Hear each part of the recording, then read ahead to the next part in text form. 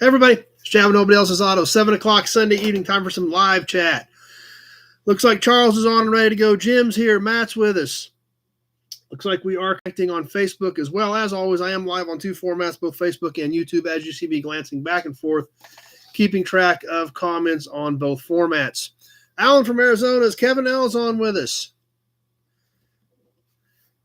And as always, in case you're jumping on with us on Facebook, on the Nobody Show page, I cannot see those comments. This is a shared video from the Nobody Else's Auto page.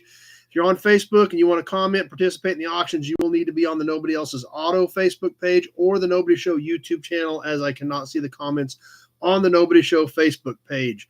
Ken from Michigan's here. David W. is on and ready to go. Trolls, as always, we keep an eye out for the trolls. I ignore them. They're trying to get my attention, screw up our deal. You guys are great at reporting them and running them off. I appreciate that. Super chats are always awesome. Please double check autocorrect before you hit send on your comments. If autocorrect changes it to something that I can't understand, I will have to skip it and keep moving. Scott's on. Lee from New York's here and ready to go. Dad's on with us. So please bear that in mind as well. Go ahead and throw a share out there. Let your friends know that we are on and ready to go. Randall with the Nut Farm is here. Bill Wagaman is on. So, looking forward to a great night tonight. Got a lot of fun things planned. Last week we had some snafus with the auction. Things weren't feeding that well. In fact, Alex called me Monday, and we had some ads hit, so we stopped the auction when everybody said ads, and then so Alex went ahead and put his bid in at that point and hit. So as soon as we started again, it would go. And it took a minute for the bid to pop up on my end. So we had feed issues with that. So hopefully that will go better tonight. And if it goes smooth tonight and you guys want to do a little extra since last week didn't go very smooth, just let me know, because I have a massive pile here. Massive pile. We could sell for like the next 6 weeks and not run out of stuff at this point. So keep that in mind when we get to the auctions tonight. Dennis is here. Bill Disc. Pete's on. And Pete brings up another good point, something I wanted to check and see what you guys think. Obviously, next week is Christmas Eve, so we won't be on Christmas Eve. However, the following weekend will be New Year's Eve. And I want your guys' opinion as to whether or not you think we should jump on for a while New Year's Eve and do a shorter episode. I don't want to plan a full episode because some of you may have stuff going on later in the evening, and we may go out later in the evening, just depending on how things go. But I want your guys' feedback as far as New Year's Eve 2 weeks from tonight. Obviously, with next Sunday being Christmas Eve, I don't see any point in trying to do anything then. But New Year's Eve is a possibility. That's up to you guys. I don't want to get something ready and get together and have 4 people on. But if a lot of you guys want to do it, just keep me posted or throughout the night, think about it and let me know what you think. So Alex is here. Bill Disc said he'd be good with a short one. Tony's on. Johnny Z made it. So kind of keep that in mind. We'll maybe try to catch it at the end of tonight's episode and see what you guys think. But something to think about. So Brian Dispatch is here. He may miss some Sundays since he's going back to charter work. So, well, hopefully you'll be able to catch us some. Dirty's on. Kenny Peterson's here. You guys keep coming back every week. It still shocks me, but you do it. So, yeah, bet anybody's thirsty tonight? Let's go ahead and get rolling with that too. So, we'll touch base on that a little bit later. As you guys think about it, if you want to throw some comments up, like I said, if we got a group of people that want to get on, what about a New Year's Eve yard walk with an auction earlier in the day?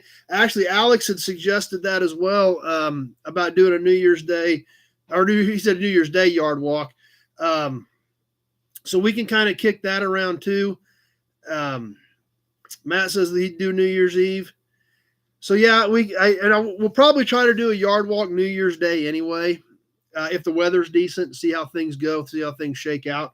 We actually haven't done one in a while, so that might be something good to do on the 1st. Yes, Weston, you are in the raffle. So we may, I don't know. I don't want to go too early. If we were going to do some stuff, I would rather do it at 7, just because that's when people are watching. Whether we jumped on and did a small, did an auction and hung out for a little bit, maybe just chatted for a while, see what was going on in the world over the next 2 weeks and auction some stuff at 7. Maybe we do that. But I don't want I think if we go earlier in the day, I don't think anybody will be aware of what we're doing. Even if I post it, I don't know that they would be ready to go. Billy Idol's here. Nut Farm plans. He plans on sleeping all of New Year's Day. So Scott's on. Alec is here, and Tractor Mike is with us on Facebook tonight. So got Tractor Mike hanging out over on Facebook. Rich is here. So maybe that's what we do. Maybe we jump on at 7, do a chat about what happened over the next couple weeks, see how everybody's Christmas went. Maybe do an auction that night, and then kind of wrap it up early so everybody can get to whatever they've got planned for the rest of New Year's Eve. So that might be a possibility there based on what I'm seeing in your comments. But like I said, just we'll kind of kick it around, think about it as we go through the night. Johnny Z likes the idea. So we'll kind of kick that around tonight, tentatively see what kind of response we get on that. But like I said, if we're going to have 5 or 10 people on, then there's not much point in doing it. So, but we can sure jump on for a while that night if that's good with everybody else. But definitely I'm definitely not going to worry about doing it next week during Christmas Eve because I know everybody's going to have stuff going on. So we're not going to worry about Christmas Eve at all. So we're looking at 2 weeks for doing the shorter episode on December 31st. So. Anyway, what else is happening? Lots of things coming up. I am going to try to get to Pioneer Village this week. Still working out the details of that. I have talked to Will a couple times last week. Alex, Kenny, okay, we've got a lot of GOB. Everybody likes that idea of maybe doing a short deal on the 31st. So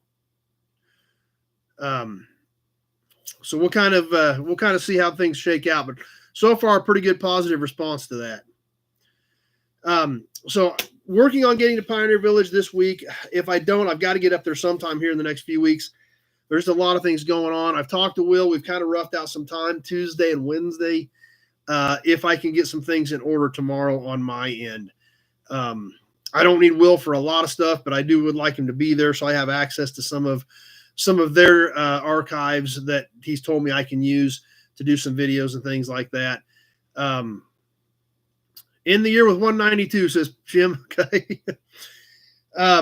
But speaking of Pioneer Village, what cars do you guys like if I get up there this week? There was some definite positive response on the 1902 Cadillac designed by Henry Ford last week. I think that's a great one to do. As of right now, we're at almost $400. Not quite there, but I think we'll be able to do 4 cars. Plus, Tweedledee here. Leo sent an extra $100 out of his dad's estate to put Leo's dad's name on one. So we're going to need 5 cars the way it's looking.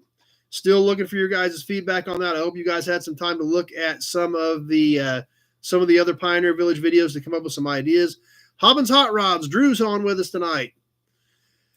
Because I obviously want your guys' feedback. This is your guys' money that's helping support the museum, and I want your guys' thoughts as to what we put. Allstate, more votes for the Allstate, and we've had that's come up a few times. So I think the Allstate might be a good one as well. So Planet Wisconsin made it.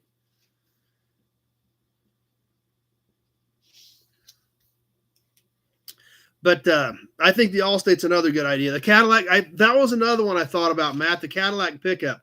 Was it like a 24 Cadillac that had been cut down into a pickup?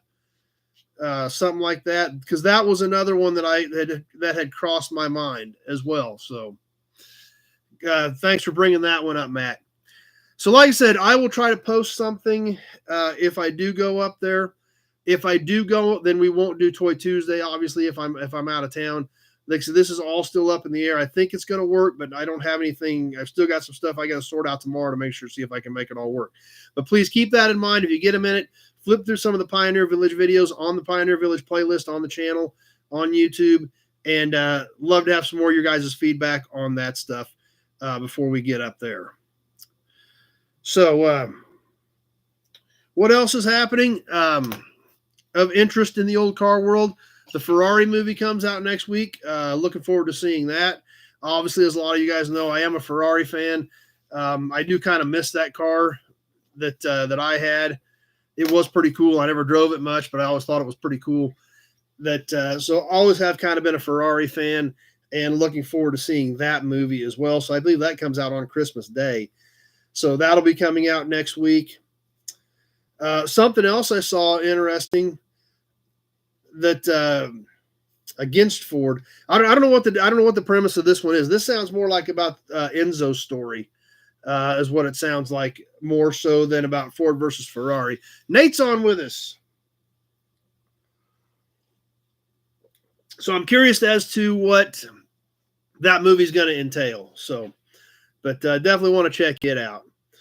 Something else I saw last night, actually, it just popped up on the internet, and it was kind of weird. I was like, that didn't make any sense. So, of course, I had to click on it. And something else that is supposed to happen next year, whether it does or not, I don't know, is a revival of the Packard. Yes, that's kind of what I thought. But there are apparently plans in the works for a classic-styled Packard with modern drivetrain. I'm sure it's going to fall under the Low Volume Motor Vehicle Act that was passed a few years ago, where you can build so many cars without, crash testing, like 300 or 400 cars a year. I am assuming it falls under that. The website, I think, was packardmotors.us, I think.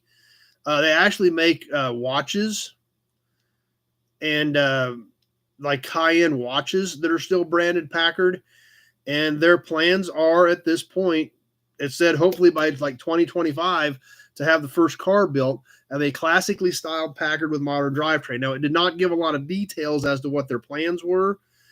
Didn't say anything about whether or not it would be electric or not. It just said modern driveline. And you're right, DGOB, sure it's not going to be cheap. But no, like I said, pretty vague on the information, but it was Packard Motors was the website. And check it out. It could be interesting. 73 Buick Man made it back tonight. Alan's here. But who knows? Like I said, it kind of caught me off guard when I saw it pop up.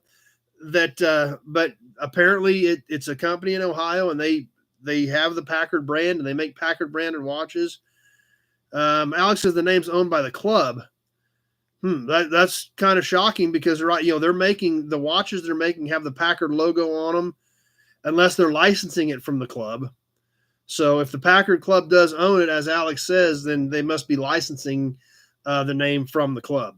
But that's a good point, Alex. I assumed they must have had the licensing since they were making Packard watches, but maybe they are using it from the club and to be able to use the name. So that could be interesting interesting also. But they have a website. They say they're going to do it. So it'll be something interesting to keep our eyes on as time progresses over the next year or two, so that to see whether or not that will actually happen.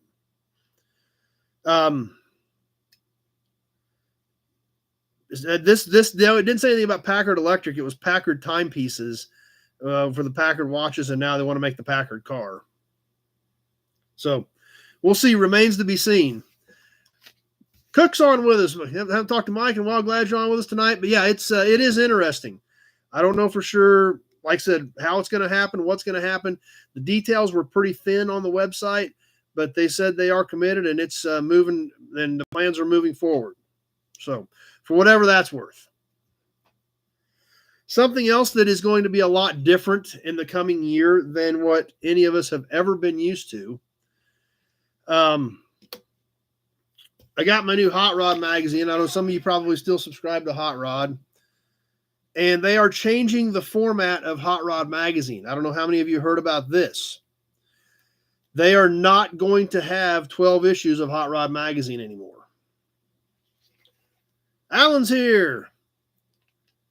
Yeah, apparently their watches do really well. On the front of the new Hot Rod that I got just the other day, and I had heard this was coming. Matt told me about it. Matt Frost with Rocky Mountain Race Week. Numero uno, number one is here. As fellow motorheads, we're thrilled to announce that starting spring of 2024, we're charging ahead with plans to enrich your reading experience like never before. Here's how it works. Instead of the conventional 12 issues per year, we're stuffing heaps more in-depth and high-quality content into 4 gorgeous collector quality issues worthy of any fan's coffee table.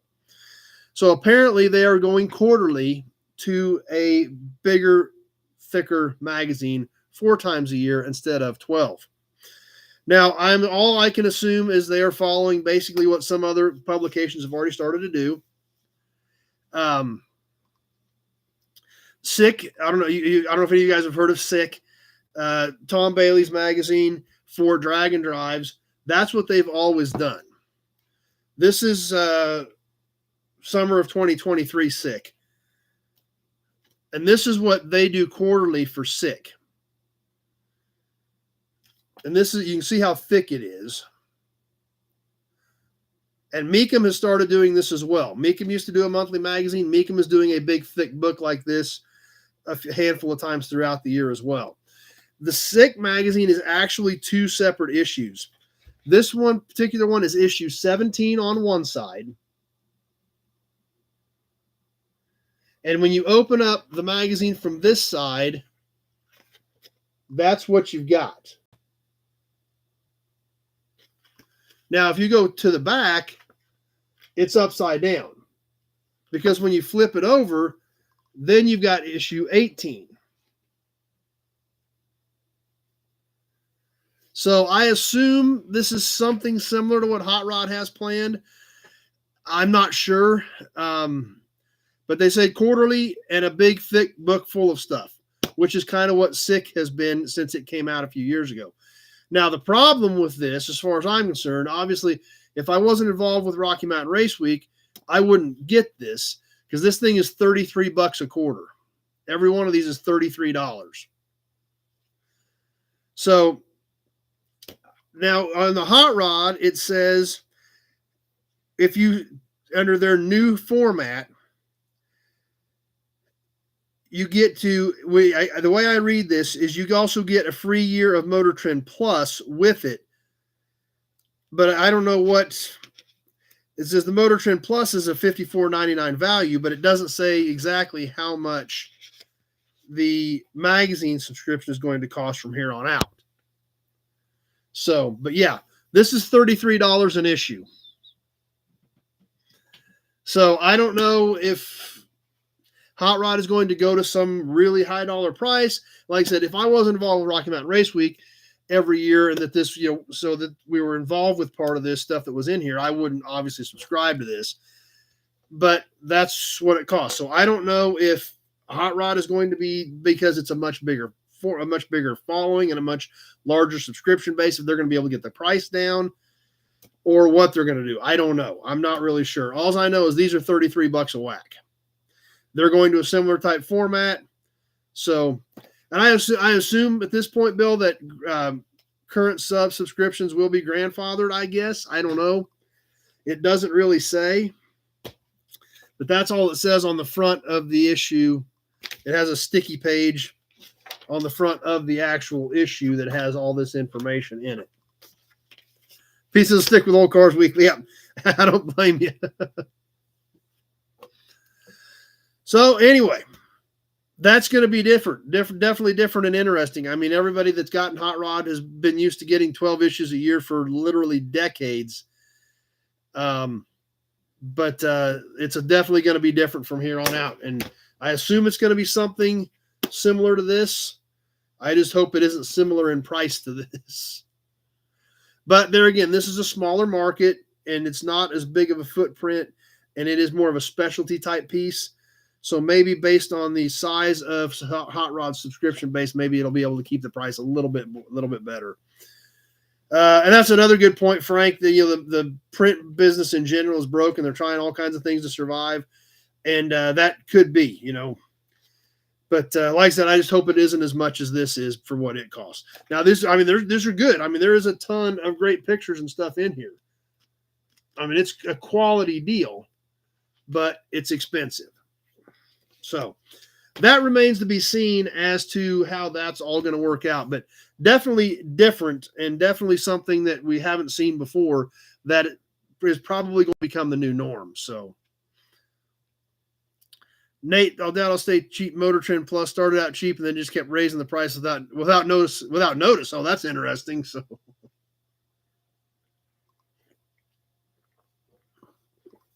So who knows? It'll be interesting to see what shakes out after decades and decades of getting hot rod every month. So anyway, obviously when we get back together, there's going to be a lot of things to talk about because auction January is coming up. Something to one more thing I wanted to mention to you guys real quick before we move on was if you guys have looked at Kissimmee, holy cow. Just look at the highlights that Mecum has for Kissimmee starting January 2nd. It is off the charts, some of the cars they've got. Ferraris, GT40s. They've even got a Tucker. I mean, it's just crazy of what they've got lined up for Kissimmee. So obviously, we're going to be talking about auction results every week in January probably because Kissimmee is January 2nd through the 14th, 13 days of auctions in Kissimmee, right at 2 weeks in Kissimmee. There's going to be a 6-day breather period for guys like our friend Jim Wicks before they've got to be at Barrett-Jackson, which will run January 20th through the 28th.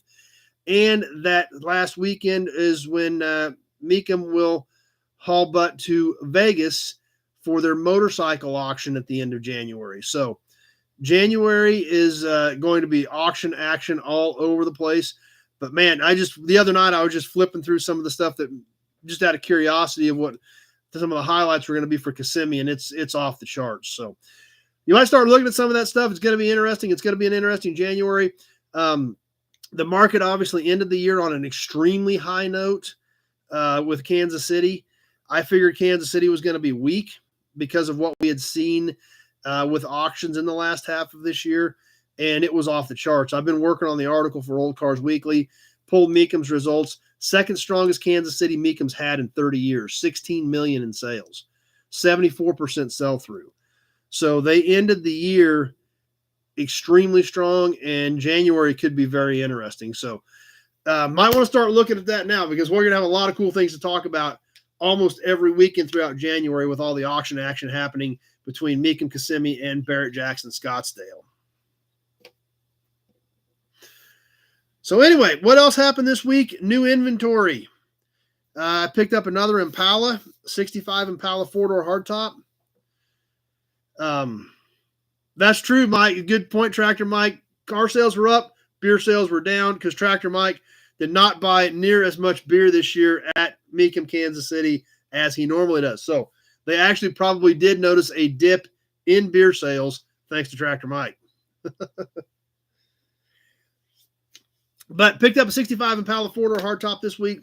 They pulled the motor and tranny out of it several years ago, but a complete old car other than that and a ton of good parts on it. So it's going to be a good parts car. I'm trying to get a video up on it this week. And the only other thing I picked up this week is so super cool. I can't wait to get the full video put together on it. But I picked it up yesterday. I actually bought it at the same place where I bought the 58 Impala. I just went back and got it Saturday. But this thing is so cool. It's an early 50s era John Bean alignment cabinet. The building this was in was a Cadillac Oldsmobile dealership in the 50s and 60s. And this is this alignment cabinet, from what I've found just in the minimal amount of research I've done, was early to mid 50s. And it's the big, super cool, kind of like the old workstations they used to have. I think I got a picture of it. I've got it cleaned up. We'll do a full video on it. I took video of it before we took it out. I've got it rinsed off. I've got it over in the new shop. We'll do a full video on this thing. It's worthy of it. But if you guys want to see a quick shot of it, I'll show you a quick glimpse of it real quick, because this thing is so cool. I was so excited about getting this thing. Ads. Okay, ads. All right, we'll hold up for a second.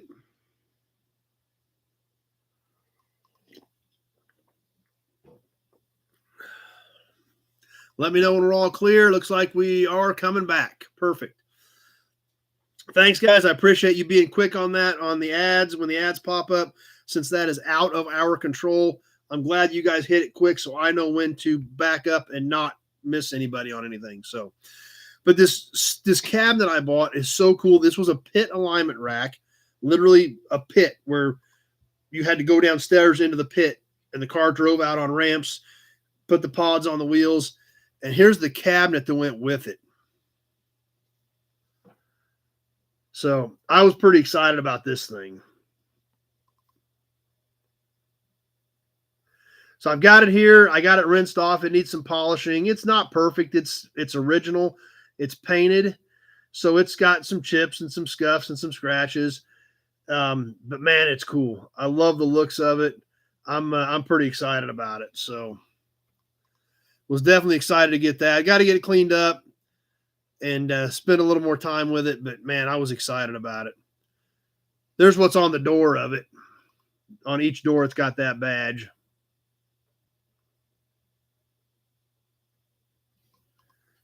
Yep, that's right, Bill. It serviced a lot of cars. In fact, when Dad first started turning wrenches in the early 70s, he actually used a machine. He used one just like it, so he was very familiar with it. But really excited to have that thing added to the collection. Like I said, I've got it over in the new shop, and just I got it rinsed off, and I got to do some polishing on it and kind of figure out what I want to do with it and how I want to set it up. But a lot of you guys are digging it too, which I'm glad. I was geeked about it. I was super excited about it. So can't wait to get it cleaned up and get. Oh, Dad found a picture of the dealership too. I'll put this in the video, but let me see if I can find it.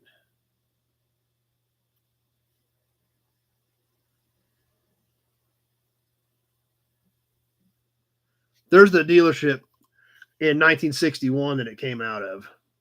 That was the building. It was still in that building. So that's where it came out of. Austin's here with us. So can't wait to spend a little more time with that and get the full video put together on it. Share that with you. So anyway, I guess we're ready for a promo model, some badges and some emblems, some story time, checking in on the raffle, sell some cool stuff, do a magazine. So who's ready to keep moving forward?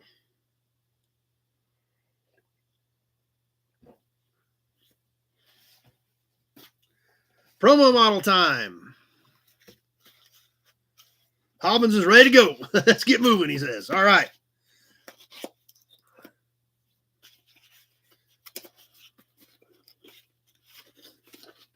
Get this thing open. Tonight's promo model. Johnny Z's ready to go for the promo. This is the 1992, which is crazy to think 1992 is 30 years old. Corvette America's Cup car. They made these, I think we bought these new from the dealership actually. White, red interior, and it was like for some boat race. And they actually came with these little decals for America's Cup. So, and you were supposed to put them like right on the doors, like a pace car type thing. I think it was like a big sailboat race or something. I don't know.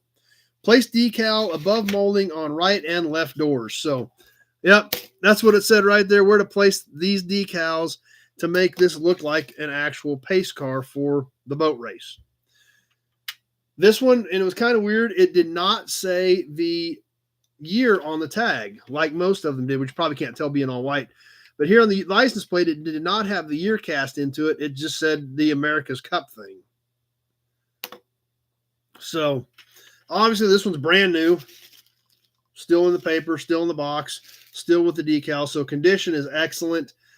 And like I said, these aren't extremely rare ones, but it's just a little bit different because they flagged it with the America's Cup deal, which I never did understand what the situation was. Brent's on with us on Facebook. As far as the America's Cup, it was a big deal to sponsor a boat race, but I don't know, maybe somebody with GM wanted to sponsor the boat race and pulled the right strings for it to happen. So if it was a stock car or an Indy car, pace car or something, yeah, I could see it. But it was just kind of odd they made such a big deal out of a boat race that to make it the America's Cup pace car. I guess if you want to call it a pace car for a boat race. So, but anyway, there it is. Obviously, like I said, this is all cast in the bottom, not a lot of detail on the bottom, and obviously still in brand new shape and no damage or anything to this one. So, just something a little bit different. That it was a boat race pace car. Never quite understood that, but had to get a couple of them anyway. So.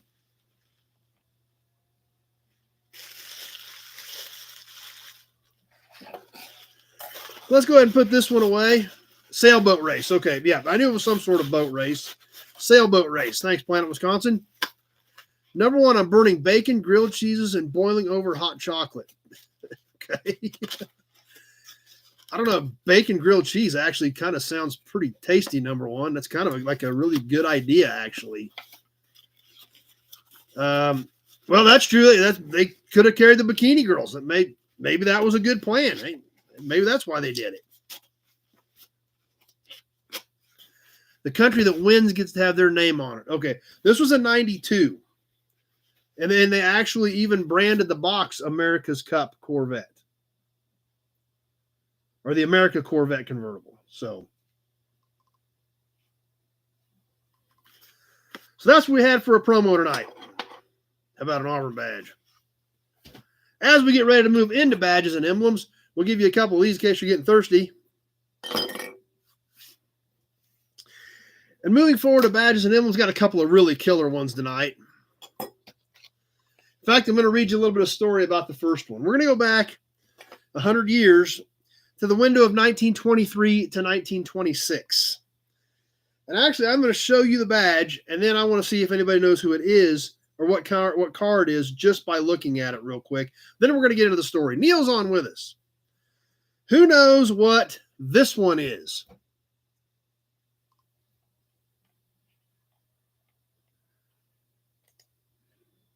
We'll give everybody a second, see if anybody knows this one. This is a different one. It's a rare one. Matt stumped. There we go. Alan knew it as a Rickenbacker. That's right, Alan. Alan got it. It is a Rickenbacker. This is one that we'd been after for quite a while. Had kept our eyes open for a long time for this one before I finally found one for sale on the internet that was an original. You can see it's got a little bit of a chip in it up here. But since a lot of you guys haven't even heard of it, like I said, we were familiar with it because this is one that Addie and I kind of had our eyes on, just like the Dover. But the Rickenbacker was named after Captain Eddie Rickenbacker, the former racing driver and First World War ace. The Rickenbacker Motor Company was set up by Barney Everett, William Metzger, and Walter Flanders, the three people who had previously produced the EMF. Jeff from Ottawa, yep, you just missed the promo. It was a 92 Corvette. Buds Builds is here. It is different, that's for sure. The Rickenbacker, introduced at the New York Automobile Show in January 1922, was a 58 horsepower, 6-cylinder automobile available in touring, coupe, and sedan models. Rickenbacker was the first medium-priced American car to have four-wheel brakes. Kind of a convenient option. Rickenbacker sales rose to just over 8,000 in 1925 when an 8-cylinder model was introduced alongside the 6, but then fell back, and the company was in receivership by 1926. Production struggled on with only 517 cars built for 1927, but by February of 1927, it was all over. So, and you're right, Alex, you're exactly right. The circus-style top hat decorated with the stars and stripes and sitting on a ring was the insignia for, just like Alex said, the 94th Aero Squadron where Eddie Rickenbacker served during World War I. So, this is definitely a cool one. 1923 to 1926. They only made, like I said, Rickenbackers were made for a very short window. There are a couple of different badges. None of them are common. This is the most common one, but none of them are very common, only being made for a handful of years. This particular Rickenbacker badge is, if we look at it from this perspective, from here to here, about 2.5 inches wide. He's got to have one, yeah. And it's about 2 inches high.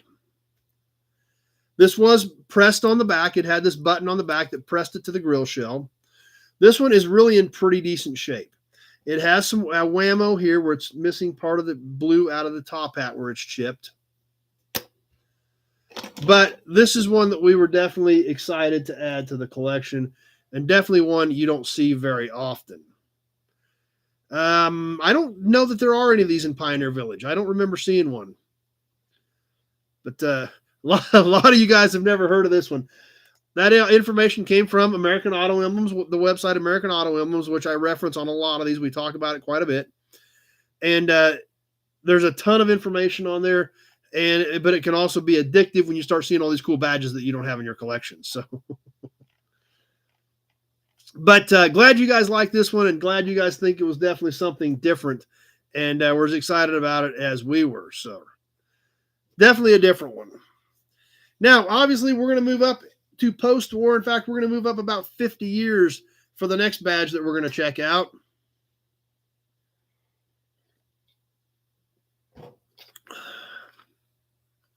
And it's new old stock.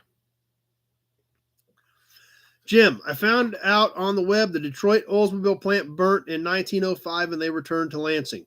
Perfect. Well, that definitely helps us put that step in a window from last Toy Tuesday, that it confirms kind of what we were thinking. It was right at the turn of the century. So that is definitely interesting. Alex said they do have some Rickenbackers at the Gilmore. So if you can look at the Gilmore and see some there. But the auction in Fort Scott, Kansas, I went to, where we got a little bit of everything: parts, parts, cans.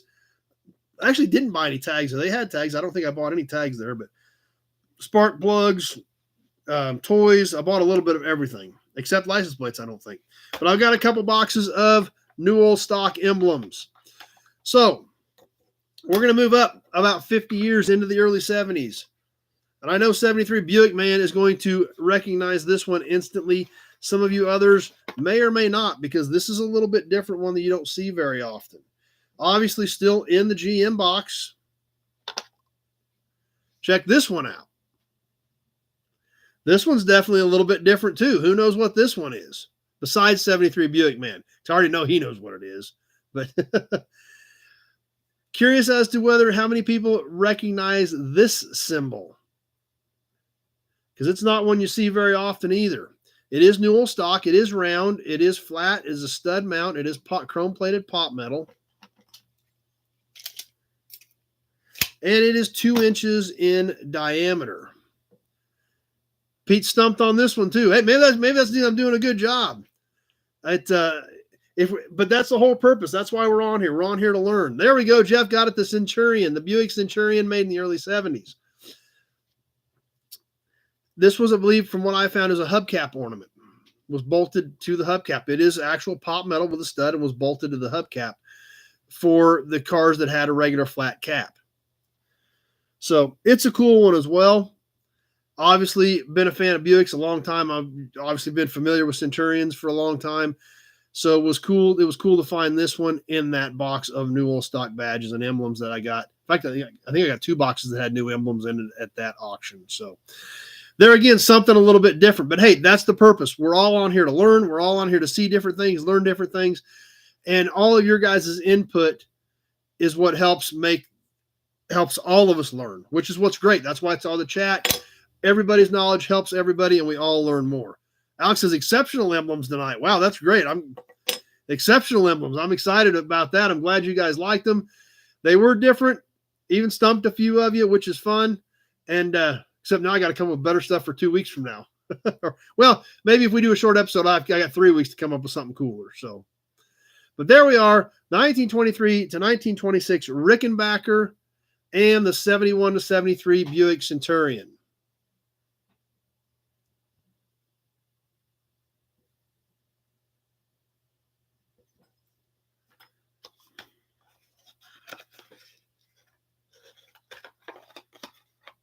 I love new old stock emblems.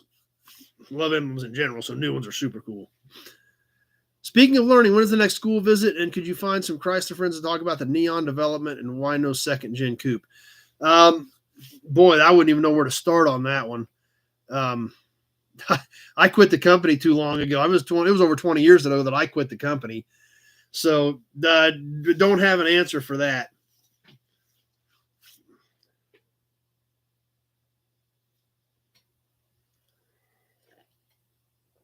But let's move on to story time. Let's check out a car that Dad found about 30 years ago. This was a car we actually kept around for a little bit, thinking we were going to do something with it because it was such a good car. But in the long run, just never got anything done with it and eventually ended up selling it. This was back in the early 90s when I was doing a lot of bracket racing. We were racing Trans Ams, running Pontiac stuff. And Dad found this car that was a super cool little car, and it was a good, clean, solid car. And we thought about doing something with it, but obviously time got in the way. It just never happened, and it got sold off. But it was a cool little 1964 Pontiac Tempest two-door post. Not something you see very often, kind of a pinkish rose color. It was a pretty clean little car. It was whammoed in 1/4 panel, just a little bit. It got dinged right here in the back of the quarter. You can kind of see where it's just rippled up just a little bit right there. But that was the only body damage on the car.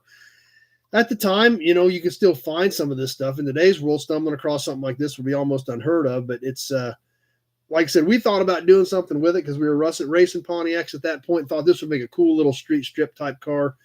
But it just never really worked out that way. So, but that was a cool one that I found in the old scrapbook that I thought you guys might enjoy. A little 1964 Pontiac Tempest two-door post sedan. Mike, best looking body style of the 64s. The special rear end. This was Tempest, so it was different than the Le Mans or the GTO rear end. I did know they did make a neon promo, and that's one I don't think I've actually got. I don't think I have one, but I do remember them, yeah.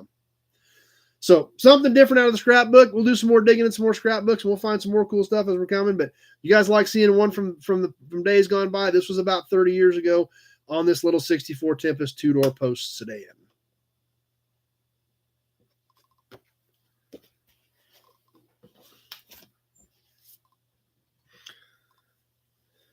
Raffle, who got in this week?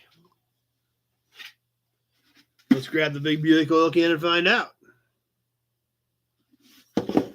Oh, special Tempest rear end and suspension. No, 64 was a regular solid axle.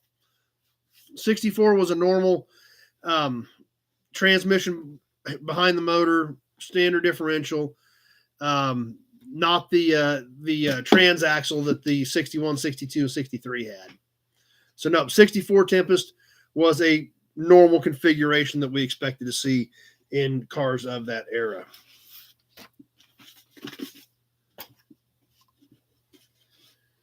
All right, who was in the second packet of the December raffle? Tweedledee, Leo, Justin, and Travis. Austin McCoy, Alan Harper, Weston Wilson, Dennis Chapman, Randall Ellenberg with a nut farm, Kenny Peterson. That's who I have in this week's packet. If you thought you were in and I didn't read your name, let me know. Tony, I did see your PayPal just about 30 minutes before I jumped on. So you will be in there for the next go around. I did see that one that just came in today.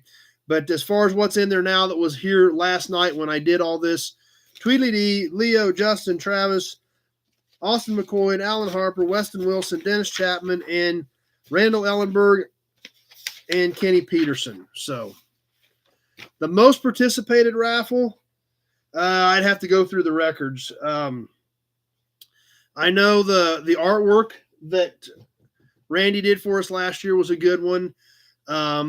And the signs are typically some of the better ones when we do signs, which what we got this month, the DX sign, because the signs are always great. Randall just says, put his name on it and be done with it. Yep. These pump plate style signs, they're great. They're not too big. They're not too small. They just work out well for about anybody.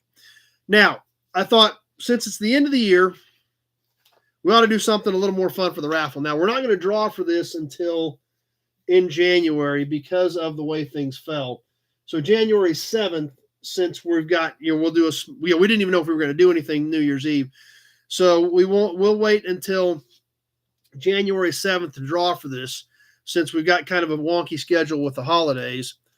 But I thought, what the heck, let's have a little more fun with the raffle. So anybody see what's right above my head?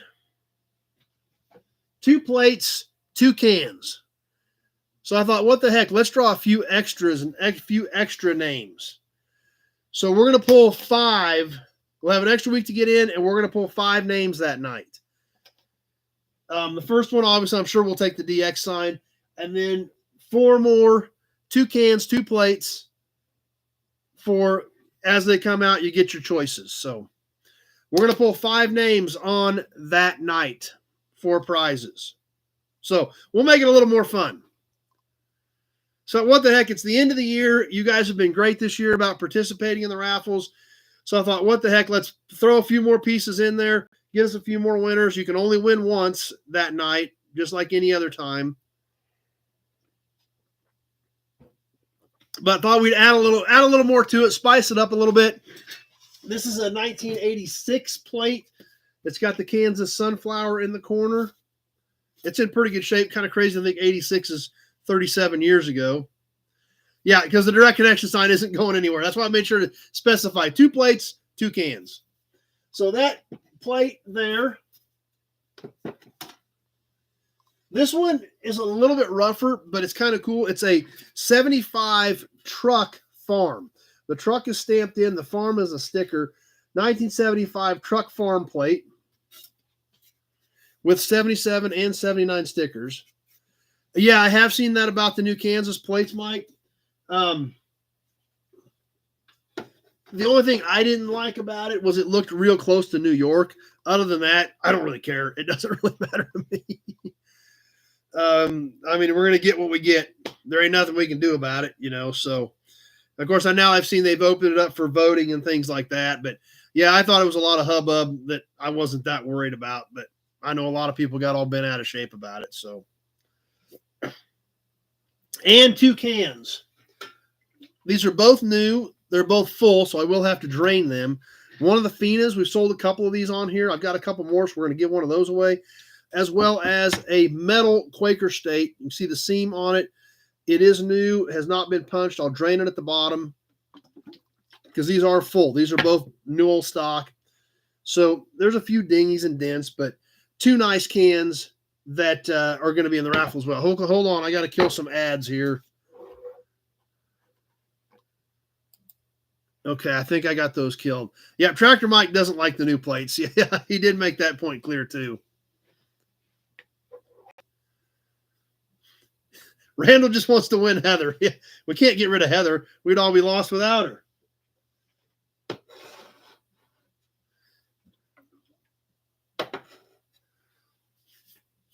So I thought we'd liven it up, have a little more fun this month on the raffle, throw a few extra pieces in as a thank you to you guys for all your participation in the raffles this year and making this whole thing what it has been.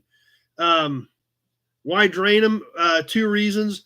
One, you're not supposed to ship them with flammable chemicals in them and it's oil. Plus, they're heavy and it costs at least twice as much to ship them when they've got fluid in them. So not supposed to because they are technically flammable and the weight in shipping. Yeah, Mike, we know you think they suck. So anyway, but while we're talking about the raffle, what's this can for? Check this one out. We got a few more things left in the bonus can at this point. It's getting a little low. I'm going to need to restock it, but we're going to grab something out of there right now. Out of the El Rico bonus can. And where'd I put the big Buick oil can at? It's right here. And we're going to yank a name out of the big Buick oil can.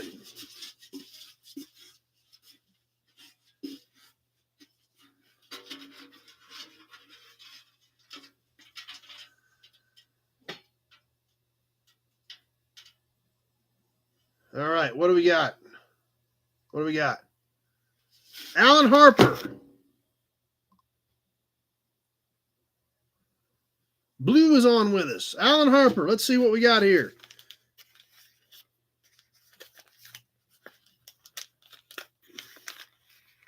I hope I pull the Ford out.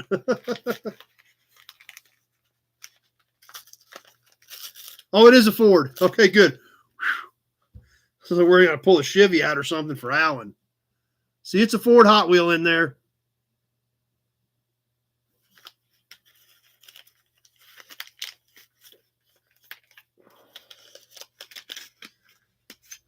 There it is, a little 40 Ford Woody Hot Wheel.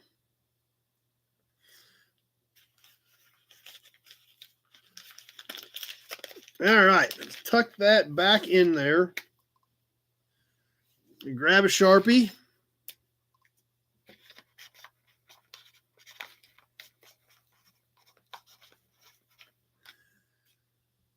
And got Alan's name on it right there. So we'll get that in with Alan's next shipment.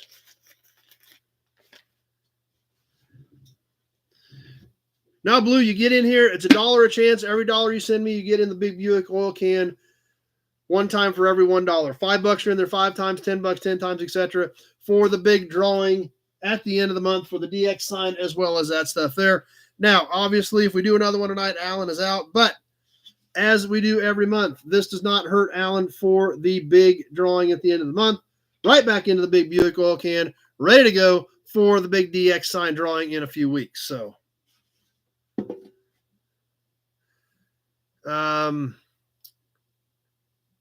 yes, I do think I still have extra large shirts, Matt. I think I already shipped that can. But we can catch up a shirt next time too. I am getting low on shirts. I do want to, like we talked about, I am going to do a different shirt. What I've got left in these is what I've got left. I did reorder some larges and extra larges last year or earlier this year, and I do still have some of those left. So I think I've still got some extra larges, Matt, if you want one. But I'm not going to do another run of these. The next run will be different. Hopefully, sometime here after the first of the year. So just got to stop, sit down, come up with a couple of ideas and give them to my guy and see what he comes up with. So Terry's here with us.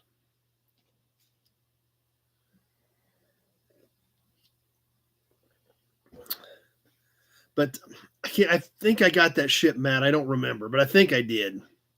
So no, don't have any muscle shirts. So Sam's here. Found him a stream on recommended. Well, that's cool. Glad you stopped by. Sir Burger Planet swinging by. So different things happening. Glad some of you got some new guys on here. Give you some Auburn badge. Give you a Hudson badge. And that's going to bring us up to auction time. Yep. So, yep, you should have, Dirty, you should have your t-shirt. And like I said, I think I've still got at least one or two in every size. And I've got a few grays left. I have very few grays, but not very many. I've got a few grays, and I think I've got everything in black, but not very many. So anyway, auction time. As always, we're going to go ahead and get rolling into tonight's auctions. As always, if for you guys that are new to us, yeah, I don't remember which one it was, Matt. I'd have to pull that list. So, and sometimes I will do that. I will hold something if it's just one piece. It just depends on what it is and things like that. So I do try to combine shipping as much as possible, just because it is, gets expensive to ship a lot of that stuff. So Randall wants a pocket tee. Yeah, like I said, I got to look at some of that here after the first of the year. Mark, any black 3XLs? I think I've got one or two 2 and 3XLs left, but not very many.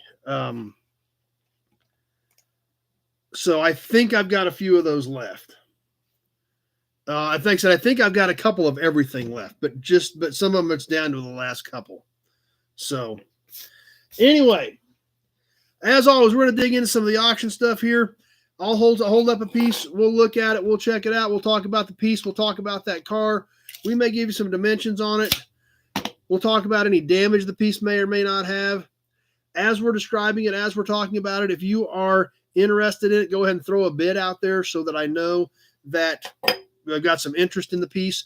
After we get done with the description, sounds good, Mark. You can PayPal me on it. The PayPal information is on there, or you can call me tomorrow too if you need to. So, but once we get done with the description, I'll go ahead and throw it on a timer. I keep my cell phone right here, and we will go 2 minutes after we get done with the description. I will tell you when 1 minute has passed. I will tell you when 1 minute 30 seconds has passed. So when I tell you 1 minute 30 has passed, it is time to be thinking about your maximum bid. Everybody has a delay on here. Sometimes it's 5 seconds. Sometimes it's 30 seconds. Depends on whether you're on a PC, tablet, your phone, smart TV, as well as your internet service can affect your delay. So what you need to do is, when I say a minute 30's past, be thinking about your maximum bid and be ready to throw it in there. Some of you guys get really good, and some of you guys are getting really good at sniping some of these things. So be thinking about your max bid at that minute 30 mark. Most stuff will have shipping included. There are some stuff tonight that will actually have separate shipping if we do some of that stuff. So I will announce that when we sell it. So like right now, I'll tell you 1 minute has passed and we're working towards the 1 minute 30 mark. So if there is anything that is any different on shipping, I will announce that before we sell it. And anything out of the U.S., if you're a non-U.S. buyer and you want to play along, that's perfectly fine. Non-U.S. shipments, you will have to pay for the shipping because this thing kind of feeds itself. And if we spend a fortune trying to get shipping packages out of the U.S., it kind of screws it up for everybody else. So you're more than welcome to play, but you just have to take care of that. And then and get me paid as well in U.S. funds. So, but we don't want to exclude anybody. It just makes it a little trickier. So I appreciate everybody playing along. As we get into some of this stuff and check some of this stuff out, we'll see what you guys think. We'll throw some stuff out there. Start off with a few smaller things. As we start off with a few smaller things, then I will read all of the bids as we look at some of the smaller things, the first few things, so that you guys get an idea of where the feed is at, where the stream is at, and know what I'm seeing as far as what I'm seeing on my screen, so you guys know how to plan your bids. So please keep that in mind. We'll see how things go tonight. Obviously, we had a lot of trouble with the feed last week. I know when Alex says that it takes a minute for something to pop up, we had a lot of issues with the feed last week. So we'll see how things go this week and see what happens. So we'll start off with a few smaller things. Like I said, I have a ton of stuff tonight. We have a little bit of everything.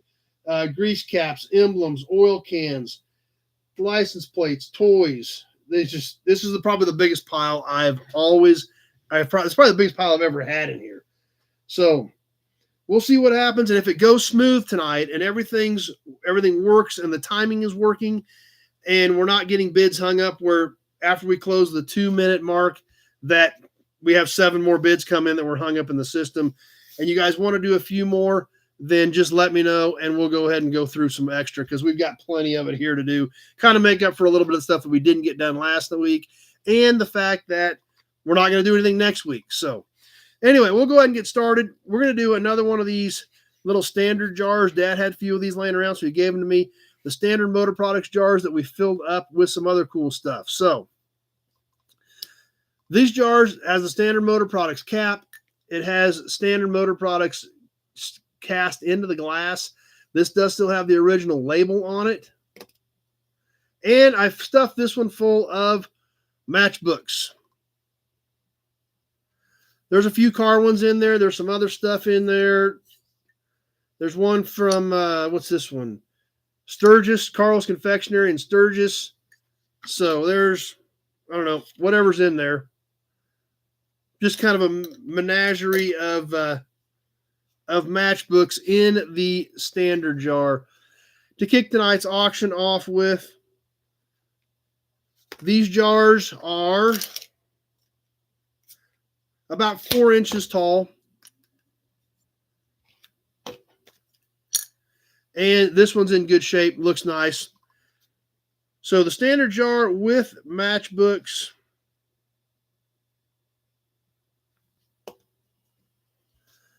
And who's going to kick us off on this one? There is, I don't know, about 10 matchbooks in the standard jar for the first piece tonight. So Austin kicking us off at 5. So you guys think about that. We're on the timer. Austin kicking us off at 5. Adam at 2 on Facebook. I've got Austin at 5. And I'm going to kind of keep looking around here, kind of see what I think we need to do next. Rich at 7. Dennis at 15. Mark at 10, but I've got Dennis at 15. Austin at 20.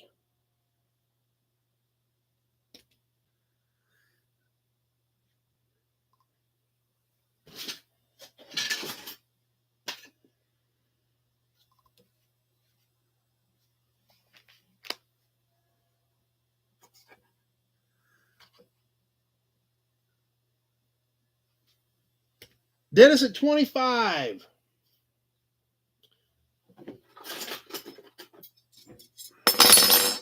Mark at 25. I had Dennis first at 25 on YouTube.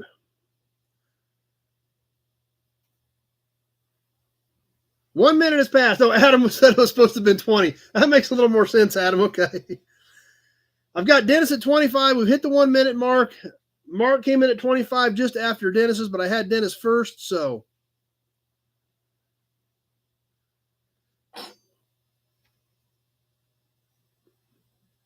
Okay, Mark's back at 26.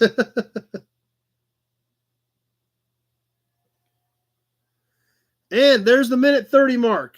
1 minute, 30 seconds has passed. I've got Mark at 26.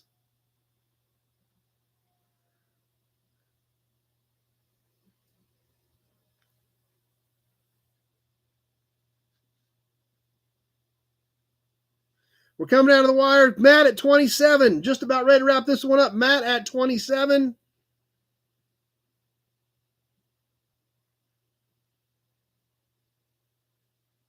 And that does it. Matt at 27.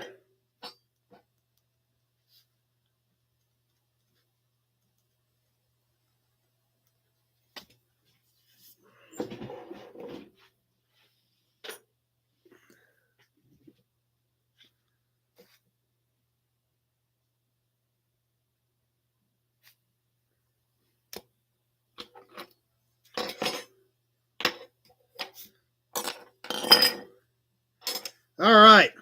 Let's do a couple of emblems. Let's do something for our Pontiac fans.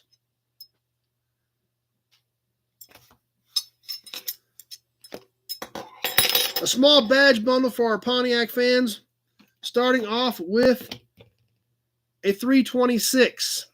Mid-60s era Le Mans 326. This would have been like a front fender badge. This actually would have been black in these, so it looked like a checkered flag. The 326 would have been red. This is about 6.5 long. Tony's starting us off at 10. So this one's about 6.5 inches long. It is flat mount studs, chrome plated pop metal. And going with that, a cool little Le Mans emblem. Once again, the rally flag area would have been black, so it looked like a checkered flag. Le Mans is cast in it. This is also a pop metal emblem. Mark at 15. Stud mount, flat, chrome-plated pop metal on the Le Mans. Mark at 15. You're getting the pair of them. One-shot deal on the Pontiac badges. We are live on the timer, on this one, and ready to go. Mark on Facebook at 15.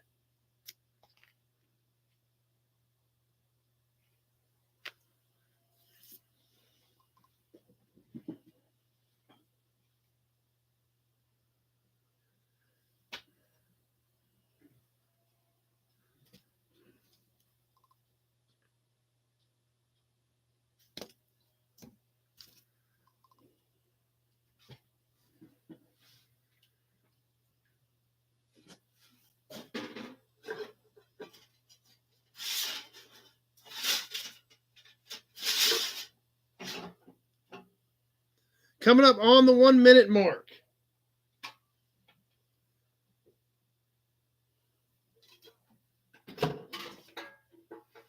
And there's 1 minute. I've got Mark at 15 on Facebook at the 1 minute mark.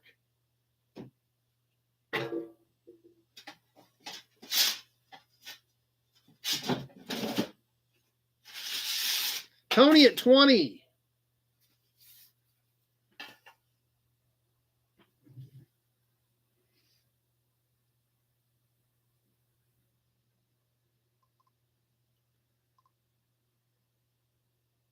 And there's the 1 minute, 30 second mark. I've got Tony at 20 at a minute 30.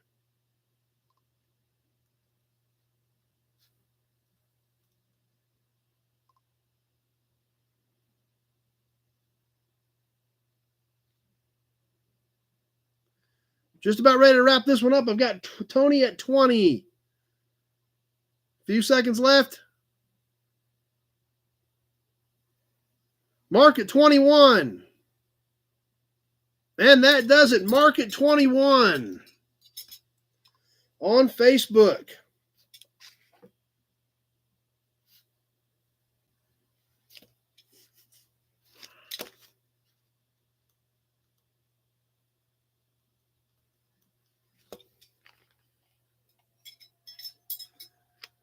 So I think that's Mark's first win. So congratulations, Mark, on that one.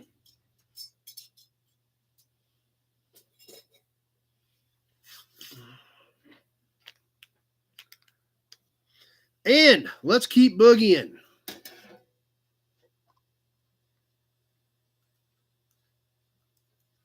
Let's kind of work a starter plate in here. Kind of a mid-range condition, but a cool plate with good colors. And kind of similar to like the one we're going to give away on the raffle, only a different year. This is a 1973. Brent says I need to use my auctioneer voice. I don't have much of an auctioneer voice.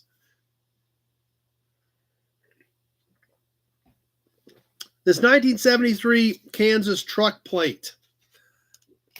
It's kind of similar to what we just looked at. The truck is actually stamped in. It does have the farm sticker on it. Like a starter drug, yep. This is kind of a Packers color, green with yellow letters. The farm was a sticker. The truck was actually stamped into the plate. We can see on the back where it's all embossed and stamped in it. On this 1973 Kansas truck plate. This is about a standard size plate, roughly 6x12 on this piece here. And the back, like I said, it's still in pretty decent shape. It's got some, let's see, this hole is an extra hole. This hole shouldn't be there. And it's got some chipping in the paint. But other than that, it still looks well. It would look good up on your wall on display. Yeah, made at Leavenworth probably. Yeah. Alex at 18, Alec at 15. So I've got Alex on YouTube at 18 to start us off on the 1973 Kansas plate.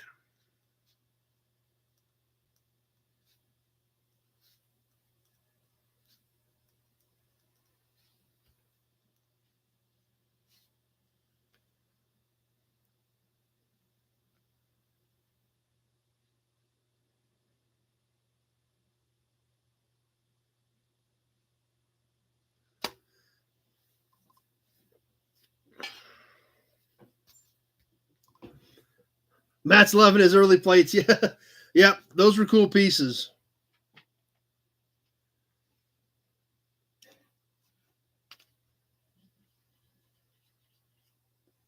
Especially because you got that 16, which is my favorite one. Coming up on the 1 minute mark, I've got Alex at 18.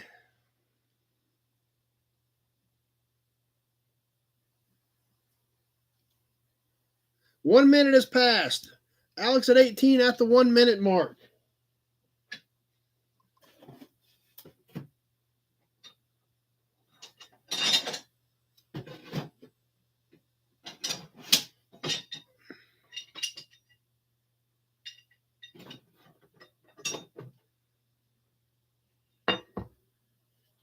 Alec at 20 on Facebook at the minute 30 mark. There's a minute 30 seconds. I've got Alec at 20.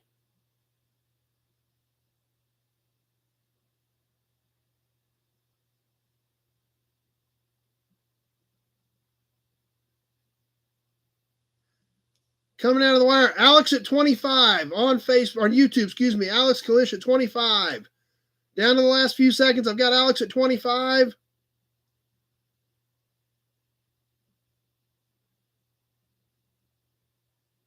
And that did it. Alex at 25.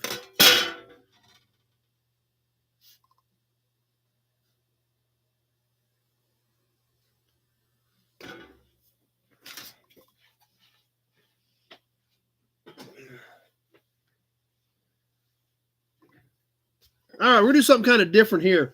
Something we haven't done before. It's a pretty unique piece. It's a cool ornamental decorator type piece. And it comes from a 1960 Chevrolet.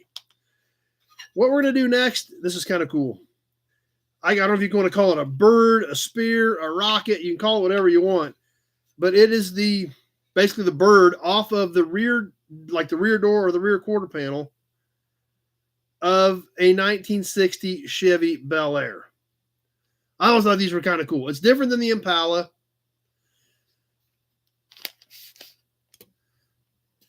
This is an aluminum piece. It's got a few dings and scratches in it.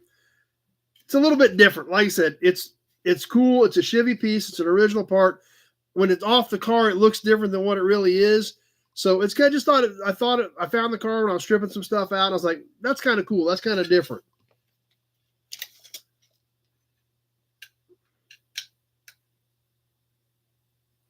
Yeah, I do remember that. Brian had an old sticker on the back from some collector from years ago that had it. Yep, I'm flipping you the bird. That's right.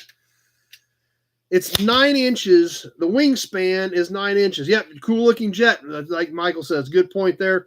So 9 inches from here to here. Now, if we stand it on its wings, it's a little over 9. Rich is starting us off at 10.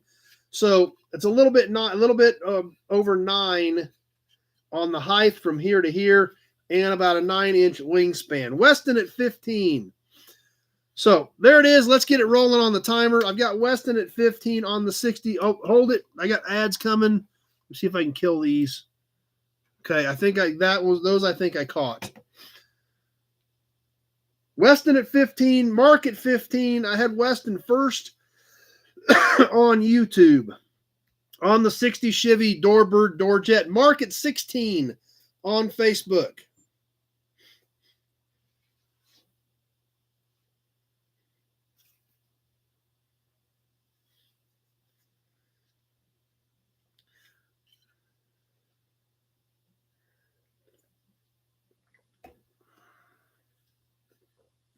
Pete at 30.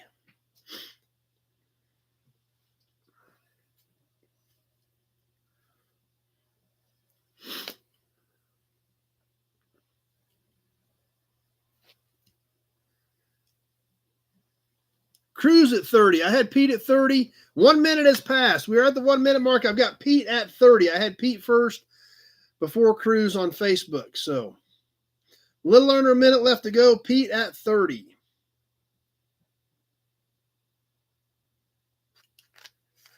Nut Farm's getting thirsty. Good point.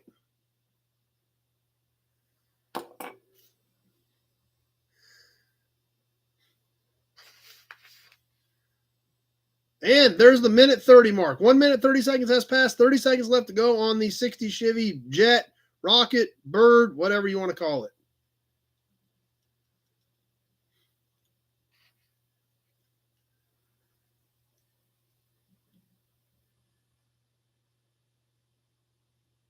Coming down to the wire on this one, just about ready to wrap it up. Pete at 30.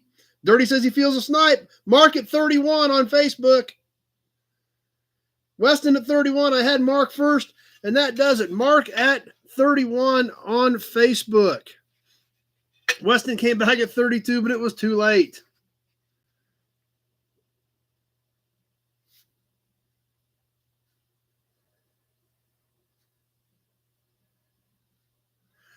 So I guess that'll work, Mark. I'm going to be shipping you some stuff anyway, so we can get a t-shirt tagged in there too on that shipment when you pay for all this stuff. So, all right. How about a can? We haven't done a can yet. This one I don't know much about. It is a metal can. There's no barcode on it, so it's got to have some age to it. Sounds like it's pretty amazing stuff. The hydrodynamic oil treatment. Super concentrated ChemGuard and LSD formulation gives maximum engine power. ChemGuard is a concentrated 100% pure petroleum product, a pressure lubricant that lengthens motor life in all combustion engines, new and used. Stops oil burning, stops exhaust smoking, increases compression through better ring seal, increases power and saves gas by eliminating blow-by, increases oil pressure, reduces friction by lubricity and film strength, reduces piston slap and valve lifter noise, lengthens life of spark plugs, faster cold weather starts, cuts costly motor repairs. American Rod Shop, first time here. Glad you're having fun enjoying us. Tony's got a $36 bid, must have been hung up in there. So if you guys are having issues with bids getting hung up, please let me know. So glad American Rod Shop's hanging out with us. Glad you're having fun. So, like I said, this stuff sounds pretty amazing. Concentrated ChemGuard. Once again, this is a new old stock can. I will drain it before I ship it. But it's even old pop top. Check, well, you know it's got some age to it there. It's a pop top. So it's got to be at least 50 years old. So when did pop tops go out on beer cans? Like in the 70s, did they become illegal? You still see the seam on the can. So I will punch a hole in the bottom and drain it from the bottom. But concentrated ChemGuard, the hydrodynamic oil treatment with Miracle Silicone. Tweety D's kicking us off at 5. So I hadn't even noticed the pop top until just then. So that definitely put some age to it. So, all right. Tweety D at 5. Let's go ahead and get this thing rolling on the timer.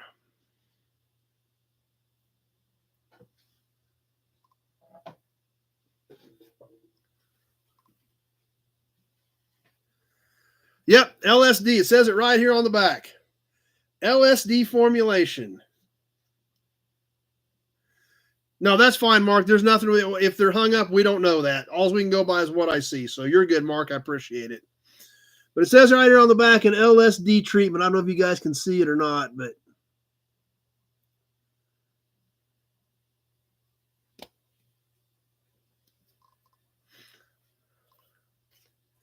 Tweety D at 5. The only bid we got is 5 on this thing, and we're almost coming up on a minute. That's crazy.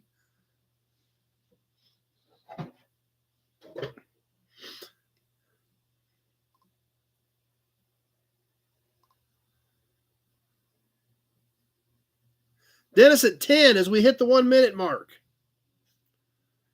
Yep, Tony was froze up. Okay.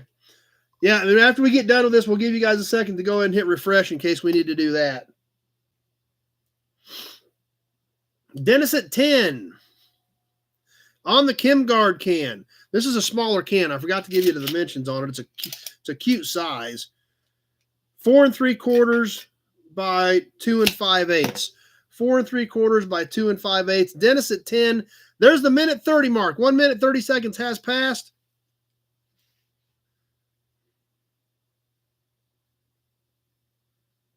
Dennis at 10 is all we've got on this thing. I thought that was a better can than that. Maybe not. We're going to find out here in just a few seconds. Rich at 13.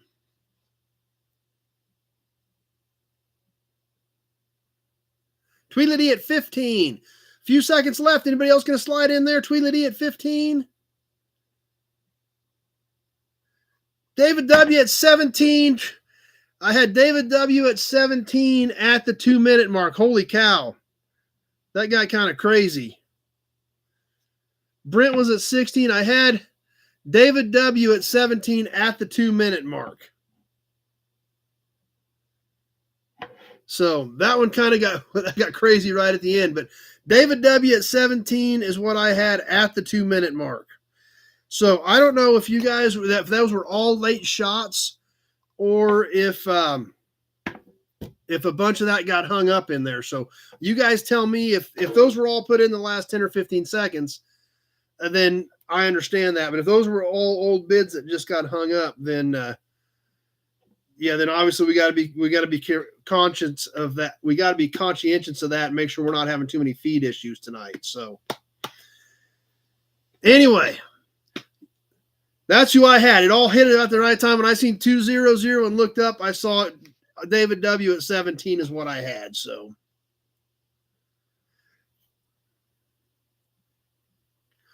anyway, if you guys want to go ahead and hit refresh while we round up a few more pieces here, we'll give you a few seconds. Go ahead and hit refresh in case there is some feed issues that are getting hung up in there while I get a few more things rounded up and ready here.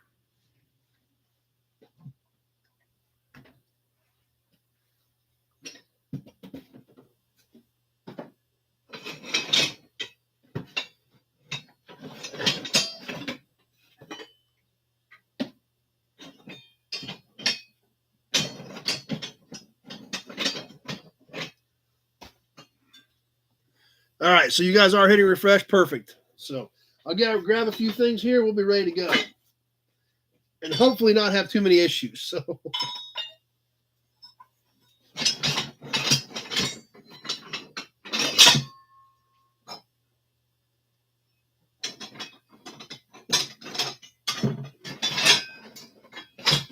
So who was hanging out with us on Toy Tuesday last week?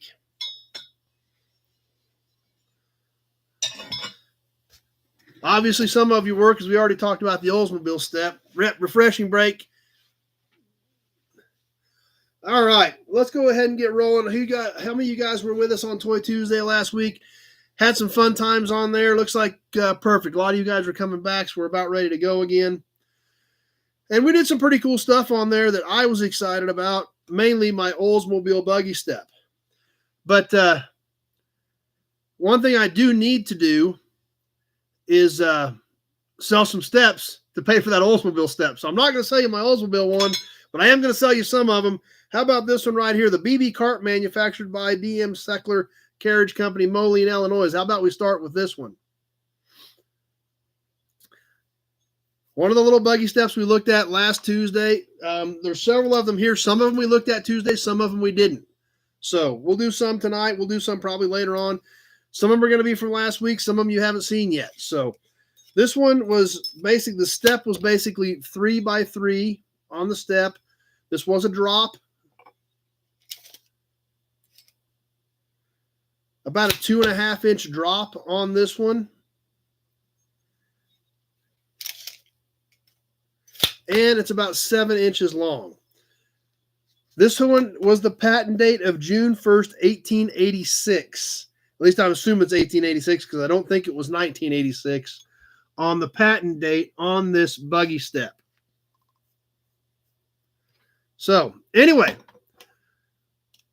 who wants to kick us off on the buggy step? Or do you guys even like buggy steps? You guys may not even like buggy steps. I don't know.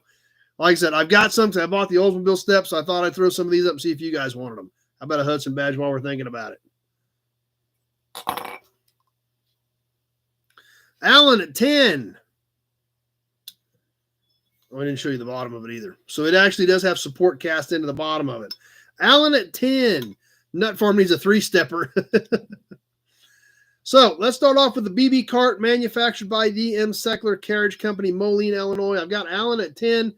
We are rolling on this one. I'm trying to figure out how to write it down so I can keep track of these things.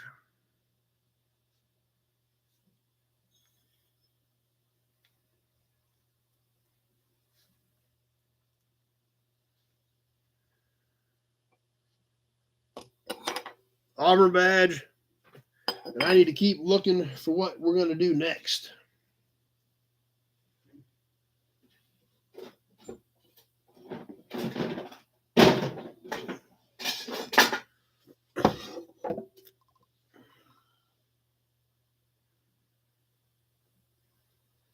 Looks like a dealer badge on a car. Yeah, it kind of does. Buggy steps, like we did on Toy Tuesday last Tuesday. I'm going to sell off some of the buggy steps to pay for my Oldsmobile one. 1 minute has passed. 1 minute is gone. Patent date June 1, 1886 on this particular piece. So over 100 years old. Alan at 10 is all we've got. Alan may sneak this one out of here.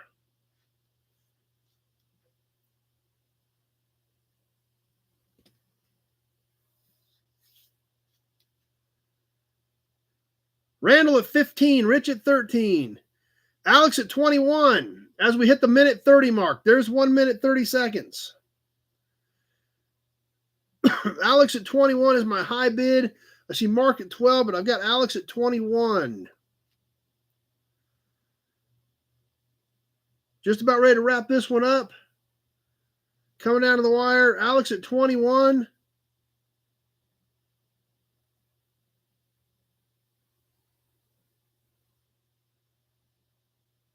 Johnny Z at 26. And that does it. Johnny Z at 26.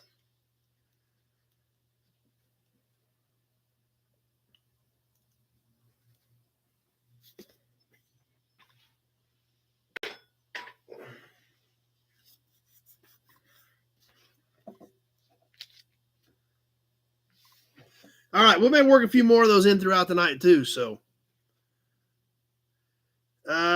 American Rod Shop, yeah, he was on here just a little bit ago, number one. How about a little Chevy cap? I think this is early 30s era Chevy wire wheel. It's banged up a little bit, but the bow tie is clear, and that's what we want to see when we look at these old caps. Check this one out. It does have some dents and damage here. The finish obviously is pretty thin. You can see through a lot of the finish, but the bow tie and this kind of rough area around the bow tie still looks great. So it's a great wall hanger type piece.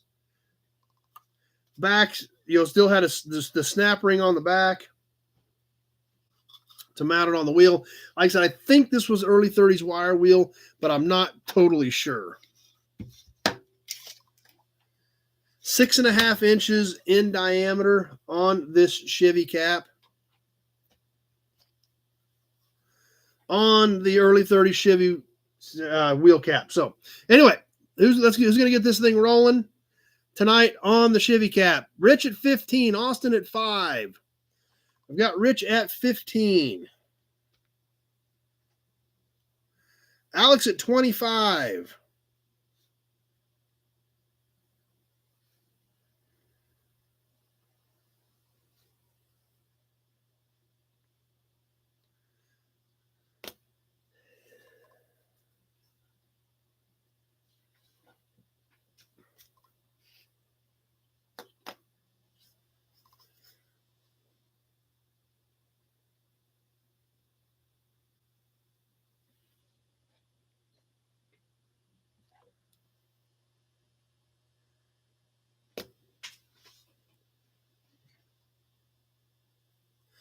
Coming up on the 1 minute mark.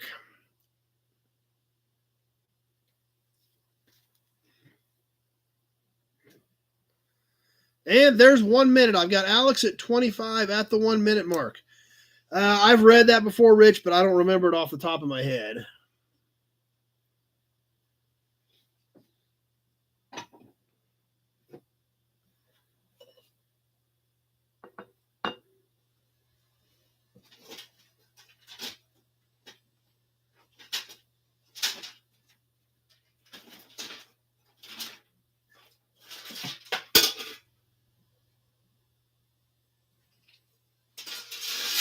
There's the minute 30 mark. Alex at 25 at the minute 30 mark.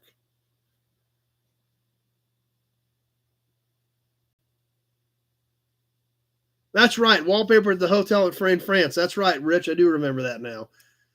Alex at 25, just about ready to wind this one down.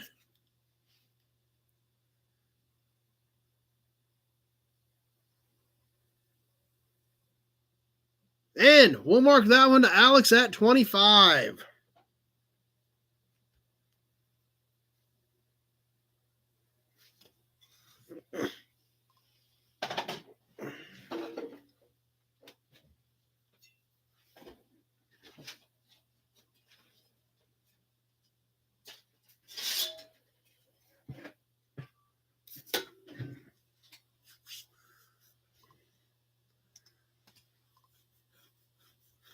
Who wants another farm truck plate? Let's do another plate.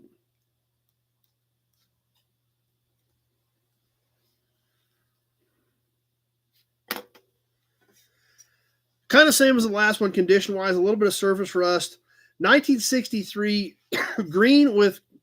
white with kind of forest green lettering and numbers. Once again, the truck is stamped into it. The farm is a sticker, but it's 1956. The number is 1956. The year on the plate is 1963. This is a standard size, roughly 6x12 plate. Not bad, other than a little bit of surface rust on this one. So Brent's got to jump off. Glad you hung out for a while tonight, Brent. So let's go ahead and roll on the 1963 Kansas farm truck plate. Let me get my numbers written down here. What do you guys think of the truck plate? Nick at 10.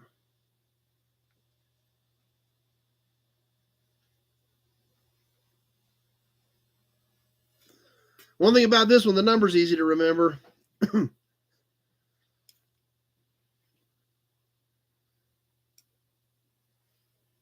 We just sold the Chevy wire wheel cap, Cruz, and now we're on to this plate. Cruz lost his connection, so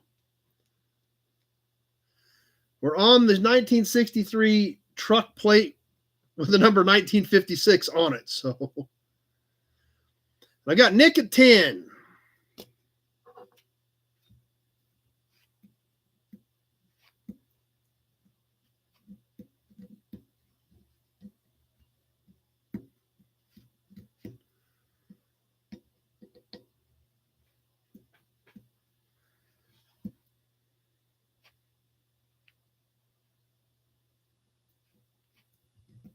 1 minute. 1 minute has now passed. Nick at 10. Mark at 11.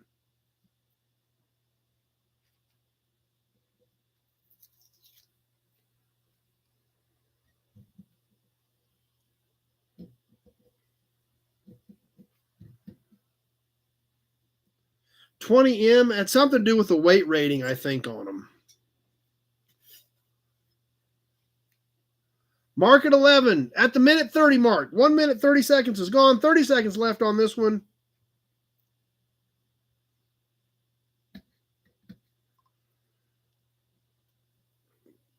The sticker says farm on it. Mark at 11 is all we've got on this one.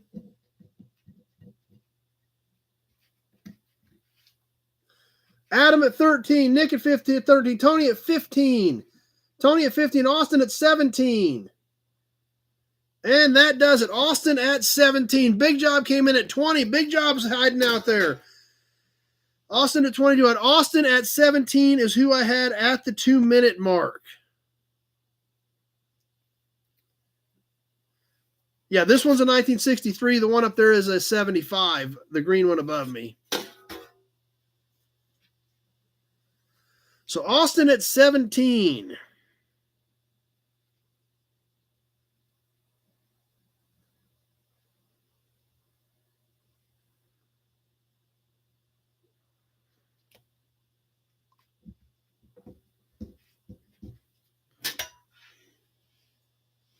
So we'll mark that one to him. And we're going to move on to something else that's really early and really cool that I think you guys are going to dig. We've done some of these in the past over the last few weeks. I've got some more miscellaneous ones of these. And there's something, these are definitely kind of different, especially ones like this with the names on them. But so far, you guys seem to have liked them. I've got a handful of them, and they're all different, which is cool.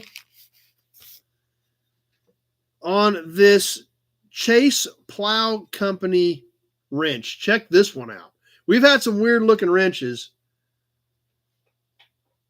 The small little markings on either side of the farm sticker. Oh, those were just a line. That's all they were just a straight line is all that was. So, this Chase Plow Company, whatchamacallit wrench. Yes, another like maybe it's a 5-in-1. I don't think this one's quite a 6-in-1. This would be a 5-in-1. These were custom made for whatever implement or tractor or whatever they were being used for. Randall and Nut Farm at 10. It is right at 10 inches long. It is a wonky shape on the Chase Plow Company 5-in-1 wrench. Let's get this on the timer. The Nut Farm at 10. Cruz had a bid of 35. That must have been an old one that was hung up in there. So I've got Randall and Nut Farm at 10 on the Chase Plow Company wrench.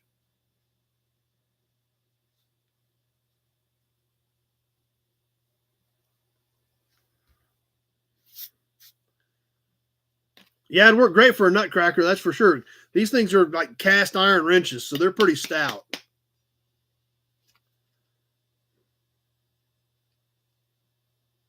Rich at 20.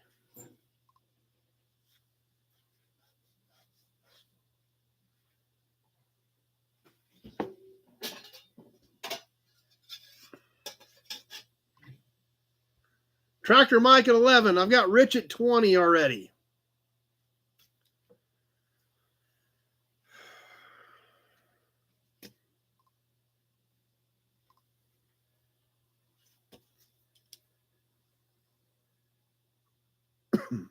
There's the minute mark. Just past the 1 minute mark. Rich at 20 on the Chase Plow Company 5-in-1 wrench.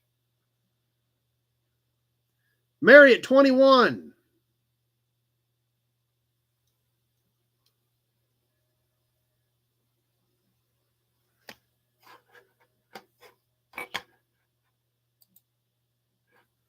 Okay, just had an ad warning pop up. I think I got it killed.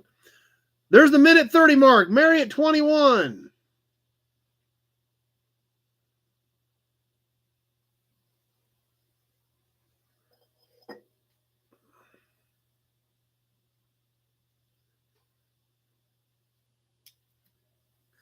Rich at 23. A few seconds left to go on this one. Rich at 23. Coming down to the end. Rich at 23.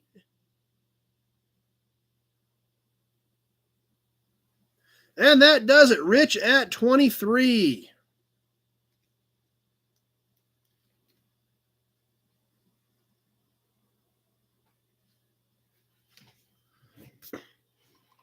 That is definitely a unique one.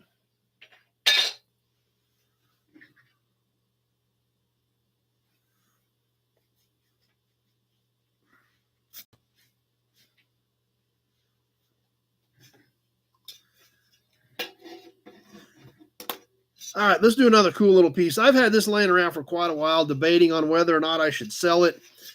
And finally, the other day I looked at it and said, well, I haven't hung it up yet, so I probably need to go ahead and throw it in here and let one of you guys hang it up.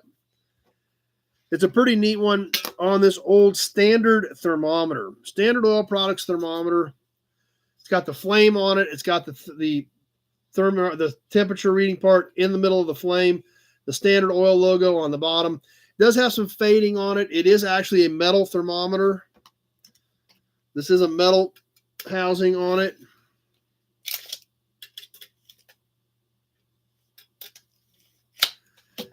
It's 11.5 by 3. And I've got Alan start us off at 25. So just under a foot tall, 3 inches wide. Does have some fading, but it is an original Standard Oil thermometer. I have no idea if it's working. It shows about 65 degrees, and that's what my Chevrolet thermometer over there is showing, so it might work. So I'm not going to guarantee it, but it is reading the same as what my Chevrolet one on the wall is, and that one isn't, I don't think it's dead nuts on, but it's pretty close. So there's a possibility. Randall the Nut Farm at 30. And there we go. Let's get this thing rolling. Let's jot it down.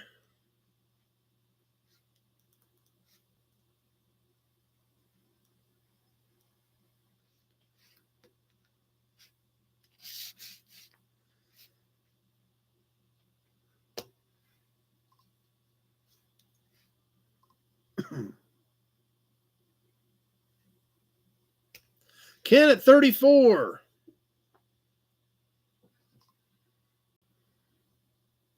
American Rod Shop 35.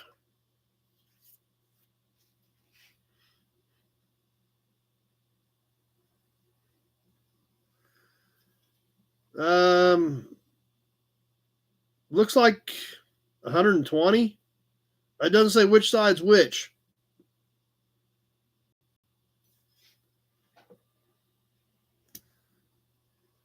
And there's the 1 minute mark. I've got American Rod Shop at 35 on the Standard Oil thermometer. Ken at 37.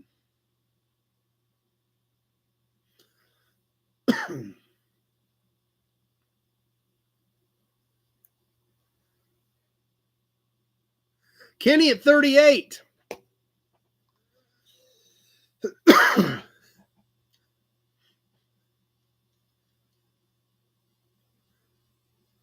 And there's the minute 30 mark. 1 minute, 30 seconds has passed. 30 seconds left to go. This one's had a lot of interest already. We'll see what's going to happen here at the end. Are the snipers reloading and sighting in, or is Kenny at 38 going to get this one done? Kenny at 38 is who we've got right now. We're ticking away. We're coming down to the end.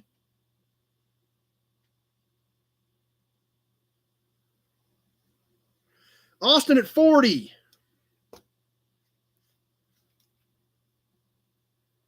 And that does it. Austin at 40.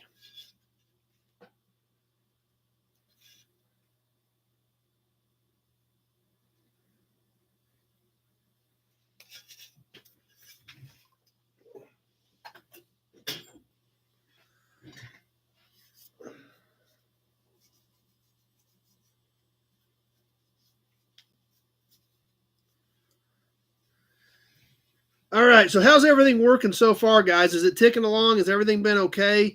Are your bids showing up within a reasonable amount of time, or do we have a lot of stuff getting hung up?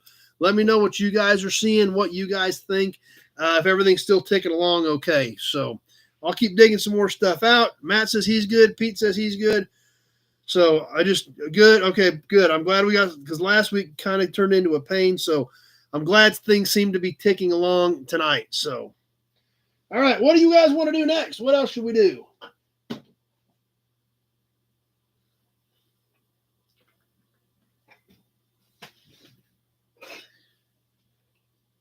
I know something we haven't done yet tonight. Matt wants some mobile stuff. I think there's a mobile can over there. We'll grab that too while we're thinking about it.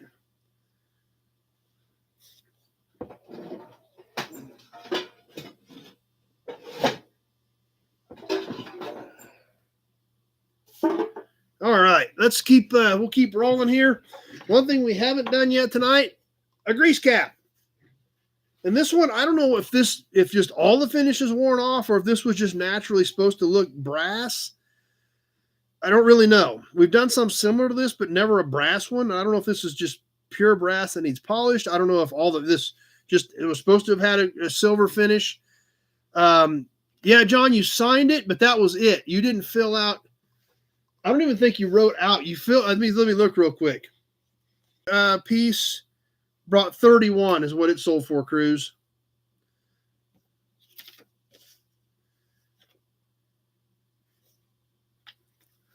So, okay.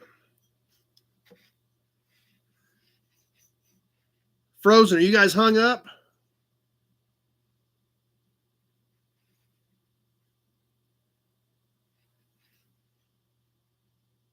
Okay, are we stuck? Are you guys telling me we're done? You guys see a Hudson badge? Okay, let's let everybody get refreshed and get back on.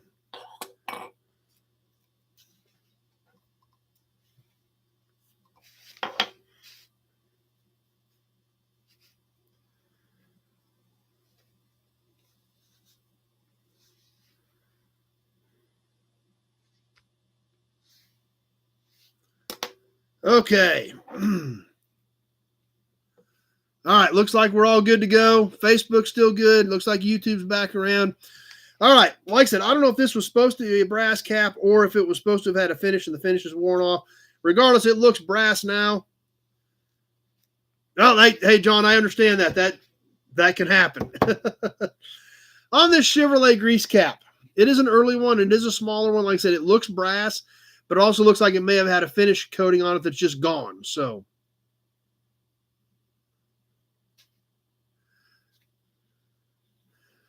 this is, like I said, it's a smaller one.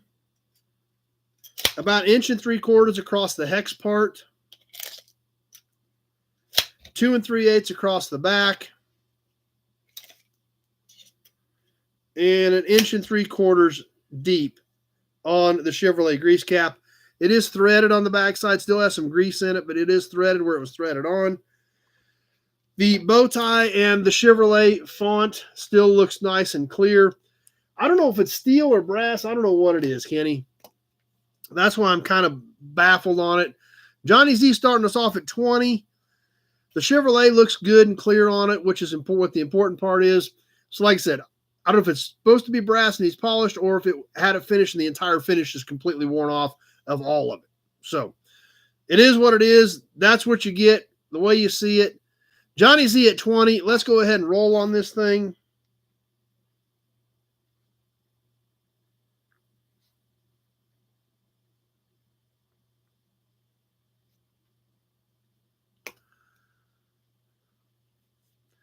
Yep, I don't have a magnet here with me, so Alex at 35.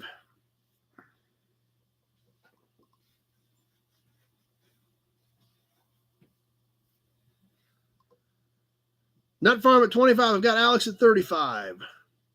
P said he got one and it is brass. Well, maybe this is brass. I don't know. But I've got Alex at 35 as of right now.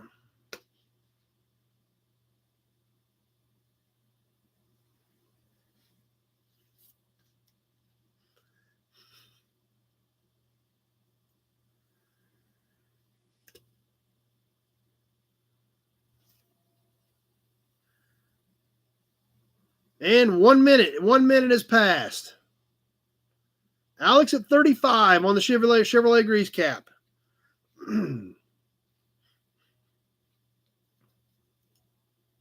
Denny's on with us on Facebook.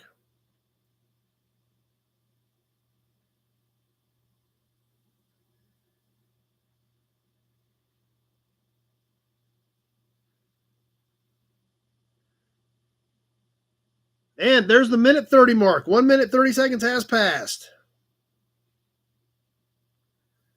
Alex at 35.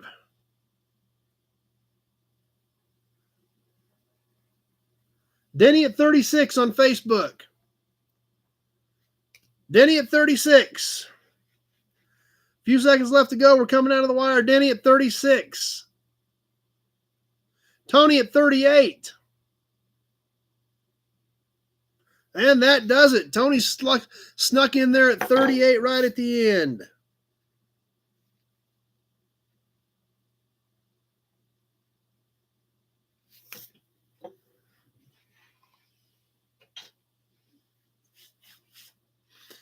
All right. What else? Oh, we wanted something from mobile. Somebody wanted something from mobile. So we've actually got a rerun from a couple months ago. Nut Farm came back at 40, but that one was obviously too late.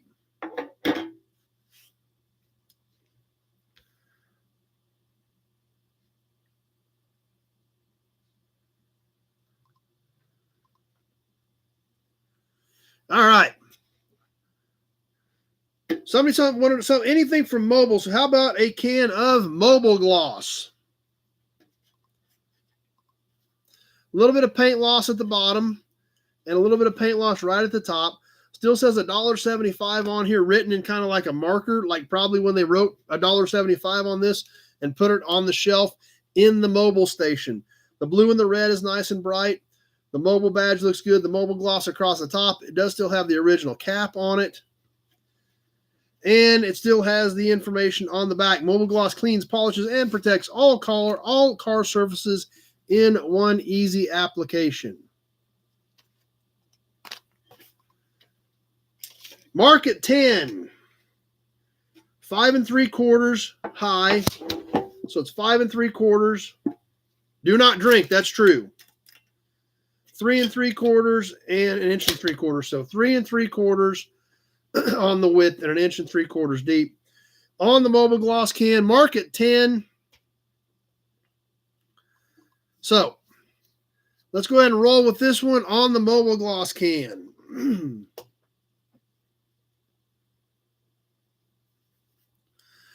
Year, I'm going to say probably early 60s. It still has the Pegasus, but it's smaller. It's not as prominent as it was on some of the earlier stuff. So I'm guessing early 60s. Matt at 10, but I've already got Mark at 10 on Facebook. Matt at 12.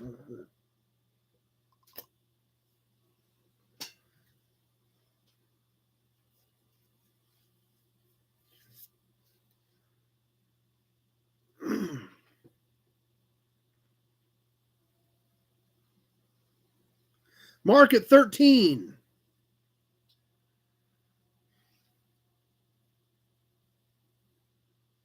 Dennis at 17.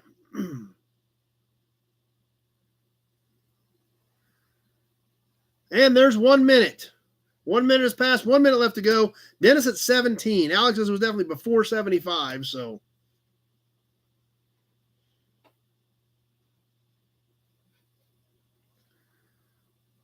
Mark at 20.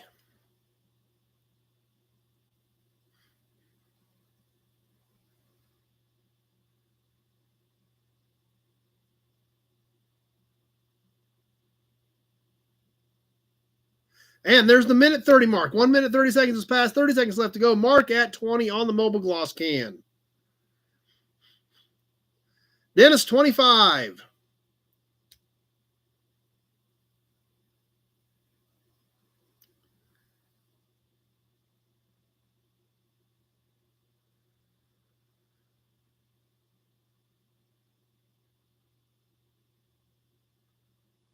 Dennis at 25. This is Tyler at 26. And that does it. Tyler snuck that in at 26 on Facebook, literally at about 1:58.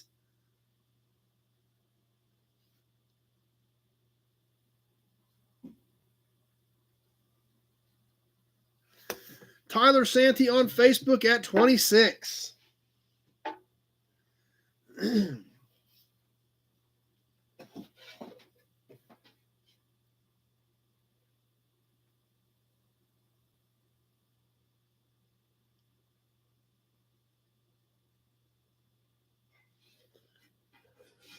All right. Who wants to do something a little bit different? This thing's kind of heavy, so I'm going to put $15 shipping on it because this does have some weight to it. But I want to know what you guys think of it first. So there would be $15 in shipping on this thing. I don't know what it is, but we've done a few pieces of this before, and you guys have really liked it. So I thought we'd try this one on old test equipment. Now this one, I don't have any clue what it does. So either he says he likes different though.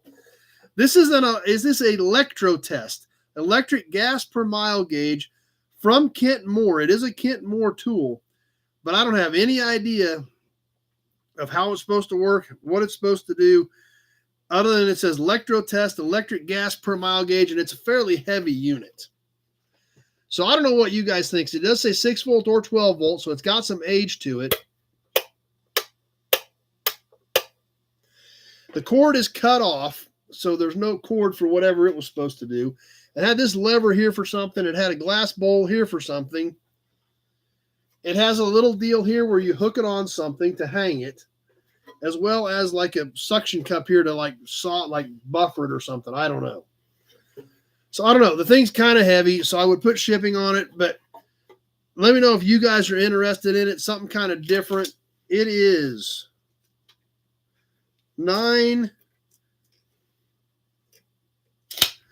about 9 inches by 8 inches. So, what do you guys think of this thing? I don't have any clue, but it's different.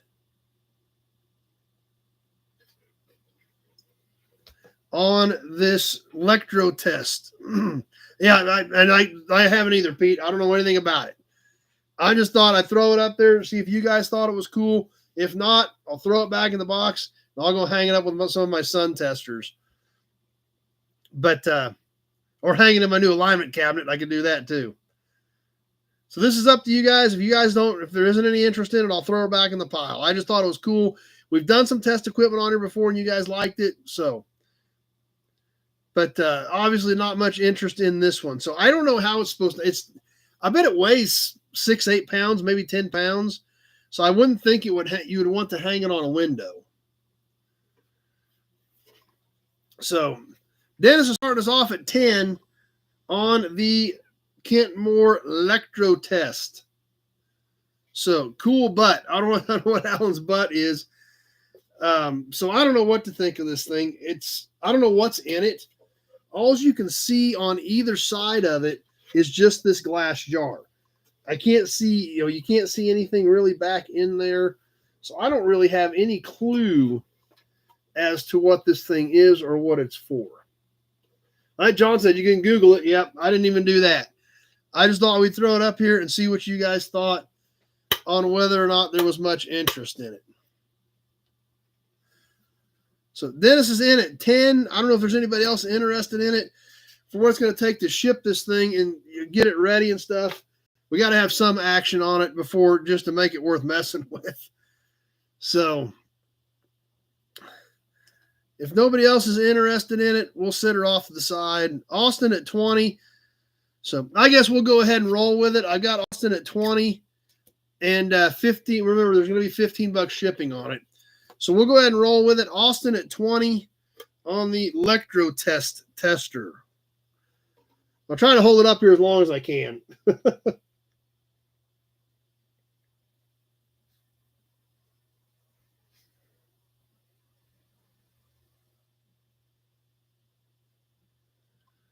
Austin at 20.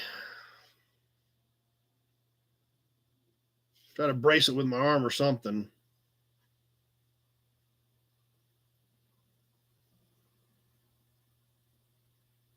Dennis at 25.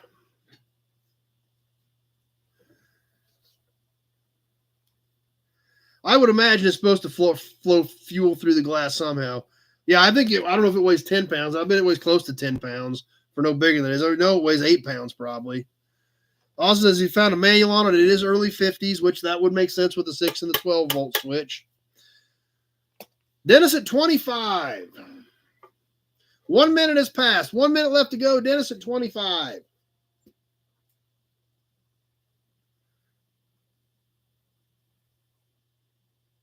Austin at 27. Just fill the gas and plug it in and see what happens. Yeah, great idea, Alex. Dennis at 32.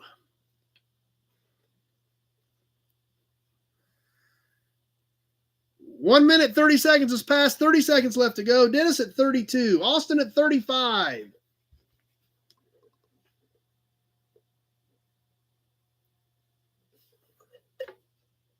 Dennis at 40.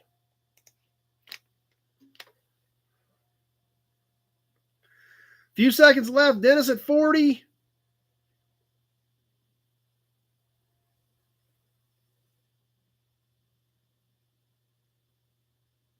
And that does it. Dennis at 40.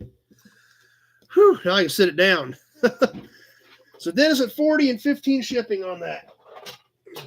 It's a cool piece. So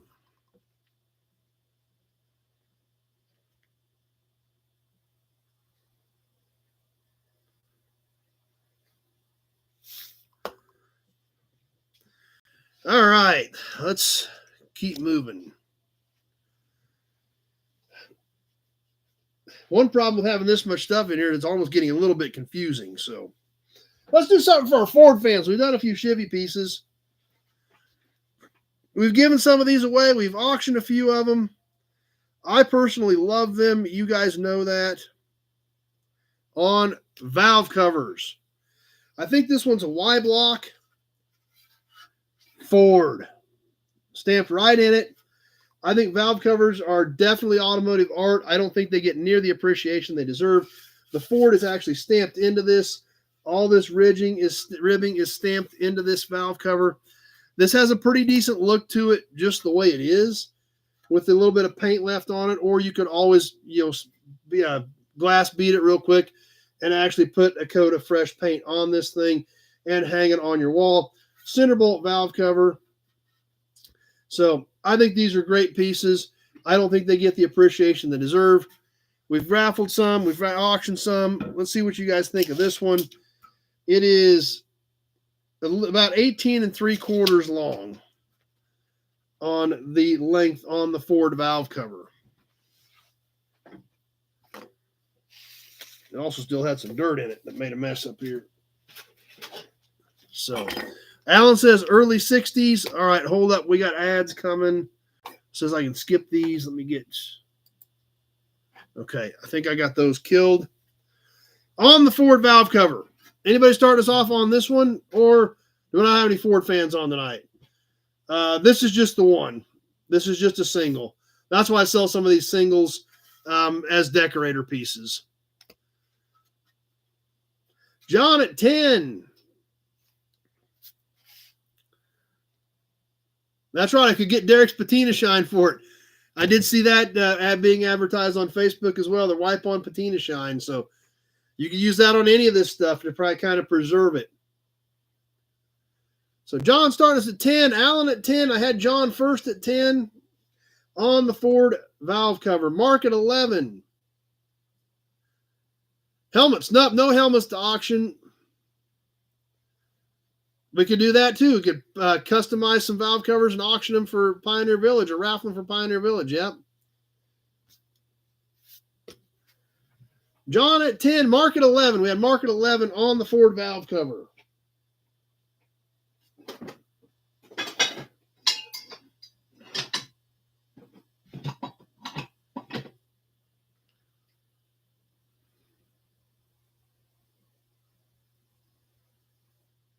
Valve container. Yeah, I have seen them make racers out of them too. 1 minute has passed. Mark at 11 on the Ford valve cover.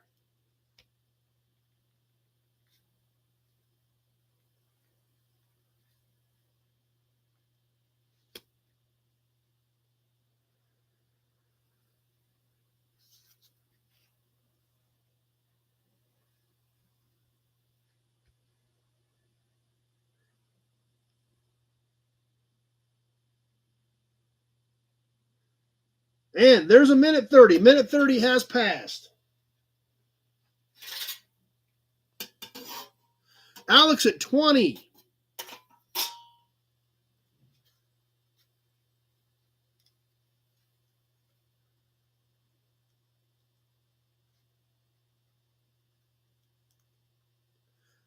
Big Job at 30. Coming down to the wire, a few seconds left to go. I've got Big Job at 30.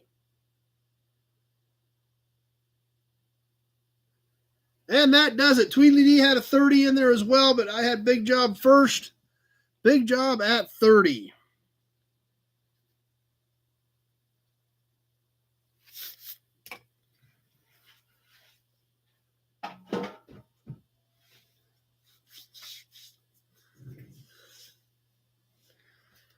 Hudson badge.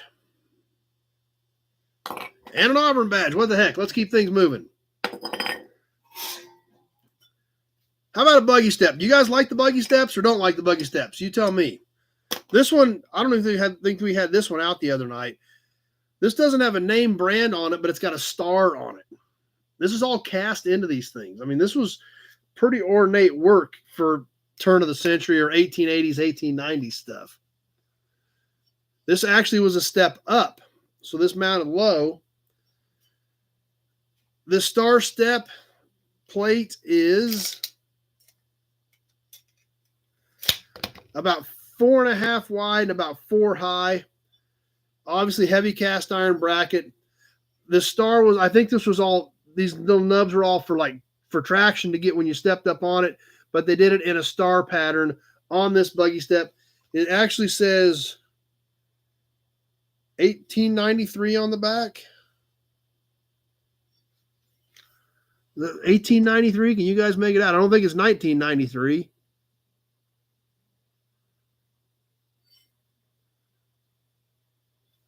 On the star buggy step. Anybody like the star buggy step? Johnny Z at 20 on the star buggy step. So, like I said, kind of we'll mix some of these in and out if you guys dig them or not. But it is different. They are obviously early. You know, if that's right, puts it what? 130 years old? Yeah, Kickstarter. Yep, it would be an interesting Kickstarter. Yeah, Shin Shredder bicycle pedal, that's for darn sure.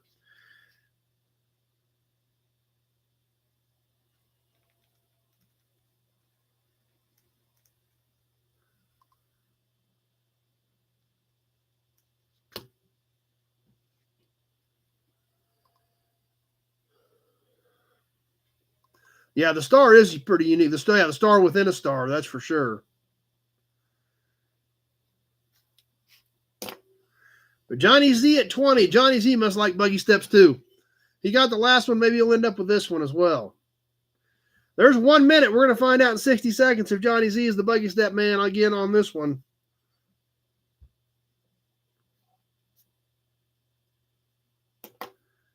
Foot peg for a Harley. Yep. Yeah, you can do that.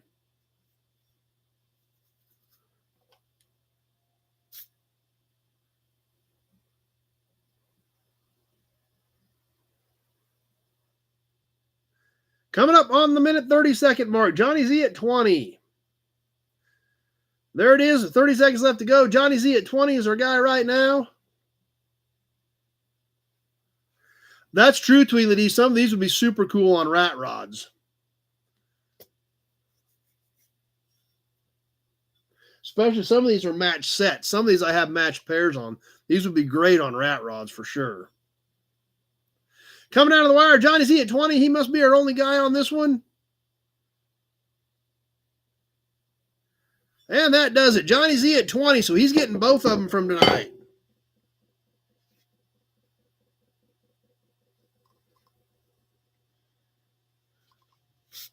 Alan had a $25 in there, but it was too late.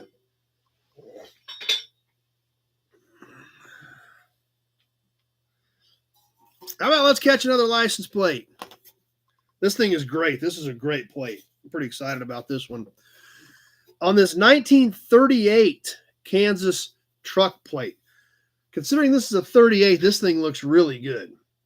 I was pretty excited about this one. Original paint, nice and flat. It's got a little age to it, a little wear to it, but shoot, it's what, 85 years old now? It's got a reason to have a little bit of wear to it. This one is just over 12. Tweedledee started us off at 10 on this plate. T57, so it was a truck plate, 1938. And a good looking plate. Black, white letters, appears to be all original. Nice, clean, cool, original plate. So Tweedledee at 10. Let's go ahead and roll on this one.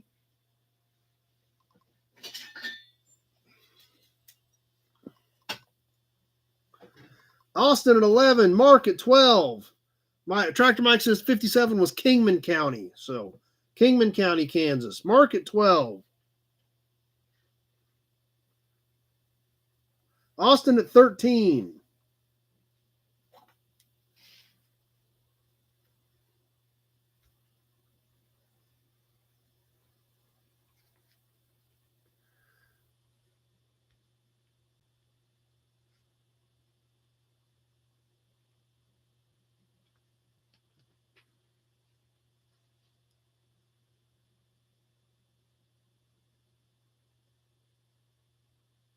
And coming up on the 1 minute mark, I've got Mark at 14.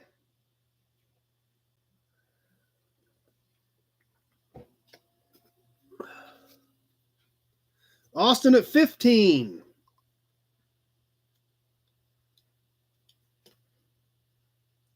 Alex at 35. There we go. It's like this is way too good of a plate to be going $1 at a time on. Alex at 35.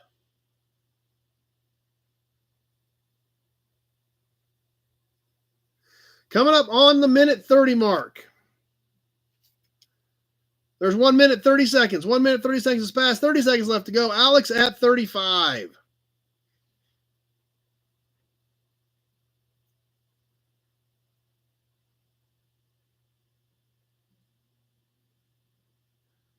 Coming out of the wire. It's a good piece. Is there any snipers out there? Has Alex got this one locked up with that bid?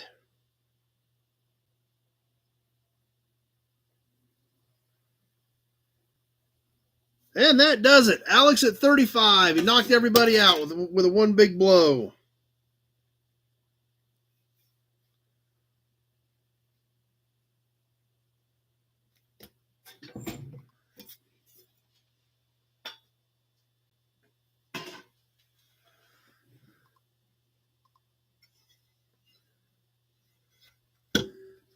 All right, something else we've kind of done a few of that you guys have kind of got a kick out of. The old tractor toolboxes. This one is a John Deere. Check this one out. It's riveted on the ends with a plate on it. So this obviously mounted on something flat with these tabs, and because there's no bottom in it, so it had to have mounted flat on something and had the Deere cut into it. It's been repainted. It did have a little bit of surface rust in it, but it doesn't have any rust out. It is bent up a little bit, but you can kind of see a little bit of pitting in the metal from where from when they repainted it. So I don't know how early this is, but it is an earlier one on the John Deere tractor toolbox. This one is about 10 and a half by about 3. About 10 and a half by about 3. The Deere is cut into each side of it.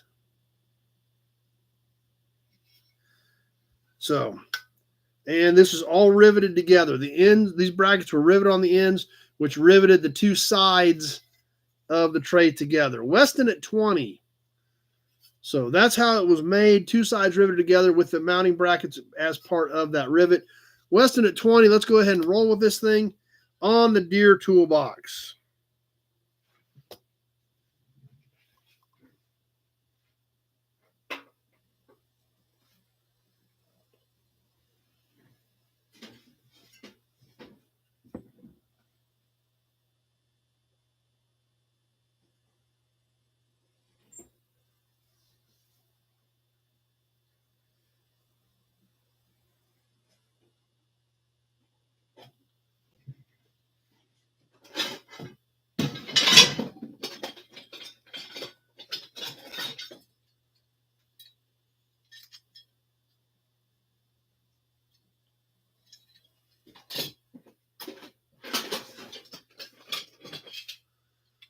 Weston at 20.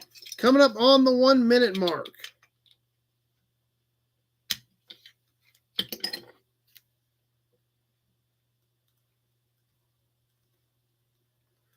And there's 1 minute.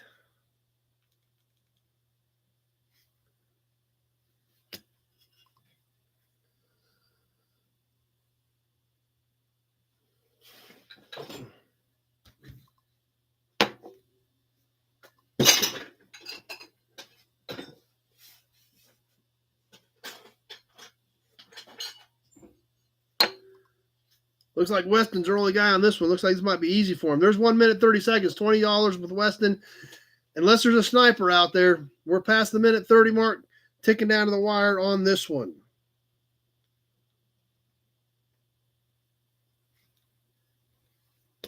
Tony at 25.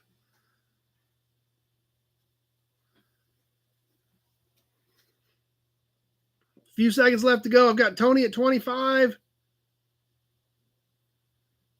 And that does it. Brian dispatched him at 30. Weston at 30. All too late. Tony at 25 is who I had at the 200 mark.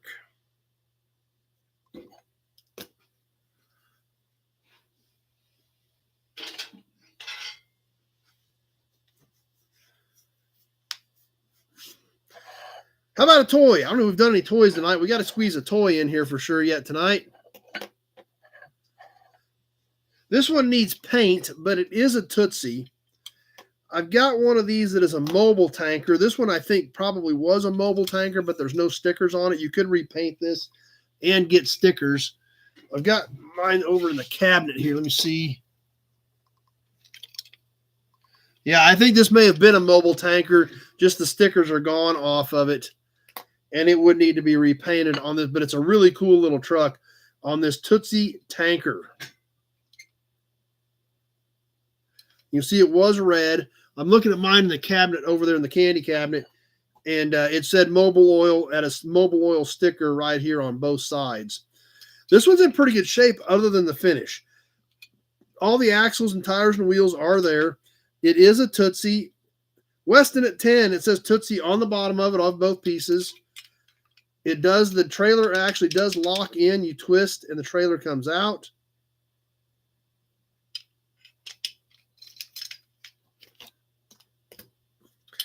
It is overall length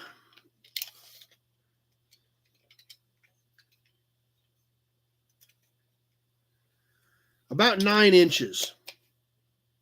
Big job, had one. It's about 9 inches overall length. Let's see, Nut Farm 20, Rich 15. So I've got Nut Farm at 20. Overall length about 9 inches. I bet you could probably get the mobile stickers, repaint this, put the mobile stickers on it, have a cool piece. Let's go ahead and get this thing rolling. I've got the Nut Farm at 20. It does say Tootsie on both pieces. It is a match set. It is original stuff. Just the finish is pretty much shot. Now, I don't see any breaks or chips in the actual pop metal of this one anywhere either. So it would refinish nicely.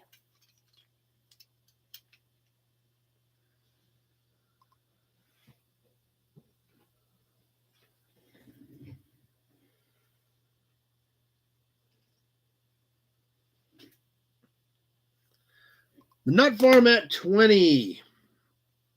Figure out a few more things to do here yet tonight, and then we'll be ready to wrap this one up.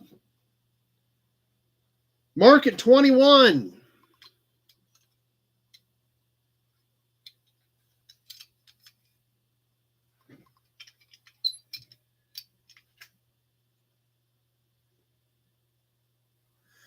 Don't have any airplanes, Ernest. No airplanes tonight. Just past the 1 minute mark, I've got Mark at 21.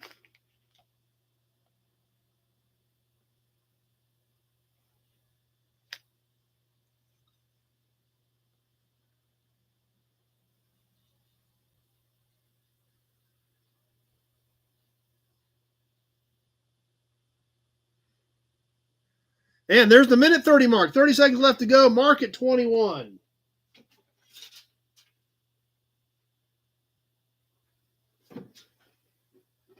Kenny at 22. Tweedledee D at 25. Rich at 25. Rich first at 25. Nut Farm at 22. Bill Disc at 27.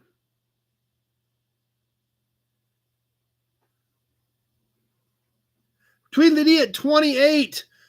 And that did it. That thing was literally going 159 to 2 when Tweedledee's 28 came in. That was close, but I had Tweedledee at 28 when it was 2-0-0 on the timer.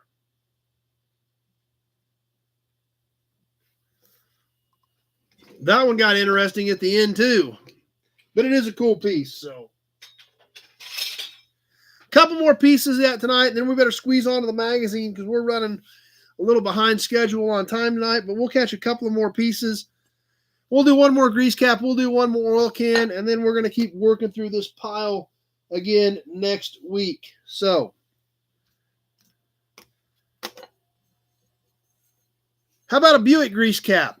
We've done a few of these. I think we've done a few similar of these, but it's been a while. Once again, this thing has had a little bit of abuse over the years, but the Buick script looks pretty good, and that's what's important on this Buick cap. It's got dings and dents and stuff around here, over here on the side, but the Buick script, where you read it, looks great, and that's what's cool when you want to hang these up. Once again, threaded on the inside, hex around the outside to get these things off. Dimensions on this one across the hex is about 2 3/4 across the hex. And about 3.5 across the back. Nut Farm at 20. Randall starting us off. Threads on the back on the Buick cap. Randall at 20. Let's go ahead and roll with this thing on the Buick grease cap.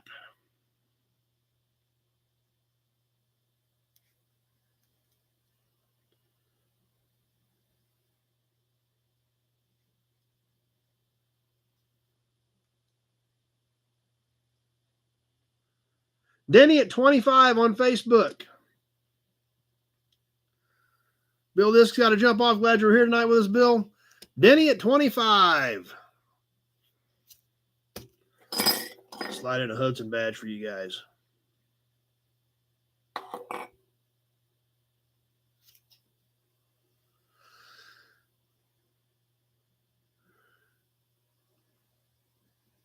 Nut Farm at 30.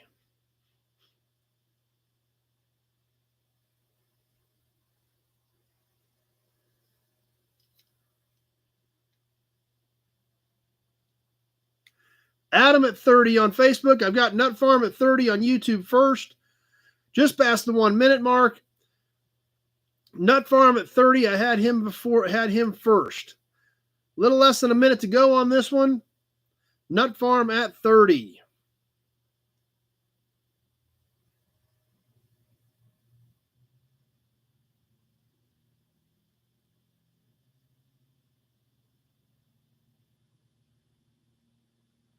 And there's the minute 30 mark. 1 minute, 30 seconds is gone. 30 seconds left to go. Nut Farm is who I had first at 30. If any of you guys want to jump in there, you still got a few seconds left, but I've got Nut Farm at 30 as of right now.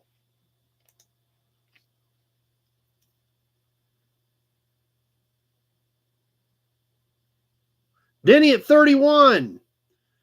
Denny at 31 on Facebook. Just a couple seconds left on this one. And that does it. Denny at 31 on Facebook.